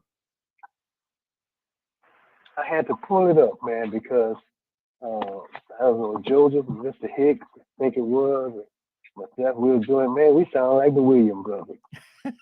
Sweep around your own front door as you before you try to sweep around mine. Okay, all right. Rico, I think Rico, he had to take off, so I can't ask him what he heard, but I'm sure he probably heard. I'm sure he heard something this morning. I'm sure he heard something. But Cap, are you there? Yes, sir. Can I get you to pray us out, sir? I'll be very honored. Praise God. There you go. Thank you so much. Heavenly Father, we seek thy refuge from anxiety and grief. We seek thy refuge from lack of strength and laziness. We seek thy refuge from cowardice and niggardliness. Oh God, we seek thy refuge from being overpowered by debt and the oppression of men. Oh Father, grant me which is lawful. Keep me away with is prohibited. And with your wonderful, wonderful grace, free me from what? Of what is beside thee. Put your hands of protection over everybody on this line and have them to have a peaceful and safe weekend until we come together, especially a special prayer for our dear brother Raheem. Thank you, Raheem, for bringing such minds together in God's name. We say, amen. Amen. Amen. Amen. It's been a great broadcast. I want to thank everybody for joining this morning. I want to thank you for allowing DK and Media Group and Associates and the Morning Glow for being a part of your day. It is now 10:17. You're about to exit the Morning Glow, but before you go, I want you to do me two favors, if you will. One, I want you to continue to pray for us because we are certainly praying for each and every one of you. Number two, why this is real simple. I want you to go out there, find somebody, and give them a hug because you never know. It could be the only hug that they get, or it could very well be their last. Love you, and ain't nothing you could do about it. Have a great day and a better tomorrow. We'll shine some light on you from the Morning Glow. Take it out there into this wicked and cruel world that we live in and let your light so shine. If you get an opportunity, give somebody some love. You just might find some love in return. Won't that be a beautiful thing? Have a great day. Take care of each other. And please, please, please be blessed. Give somebody some love and truth. They would appreciate it, and I'm sure that you will as well. Have a great day. Talk to you Monday morning, if God says the same. Have a great weekend, y'all. Love you. Welcome to the stage where hearts unfold In the morning glow, stories untold. Let's paint with words, a masterpiece of art, where dialogues bloom, igniting in every heart. Let's dive into the ocean of thoughts, where waves of healing gently salt. Let's paint with words, a masterpiece of art, where dialogues bloom, igniting every heart. Let's dive into the ocean of thoughts, where waves of healing gently sought. Together we'll mend, stitch by stitch, in the morning glow. Let's make the switch. A symphony of voices, harmonizing the air, echoing truth, banishing despair. Let's sow seeds of unity, watch them grow in this garden of hope under the morning glow. Let's bridge the gaps, erase the line, in the tapestry of hearts let love shine. With every word, a step we take towards a brighter dawn for all our sake. Welcome to the morning glow, where dreams take flight in this realm of possibilities. Let's unite, together we stand, hand in hand, healing the nation across the land.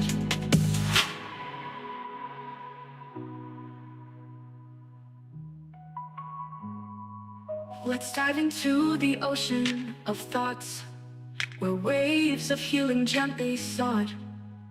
Together we'll mend, stitch by stitch, in the morning glow.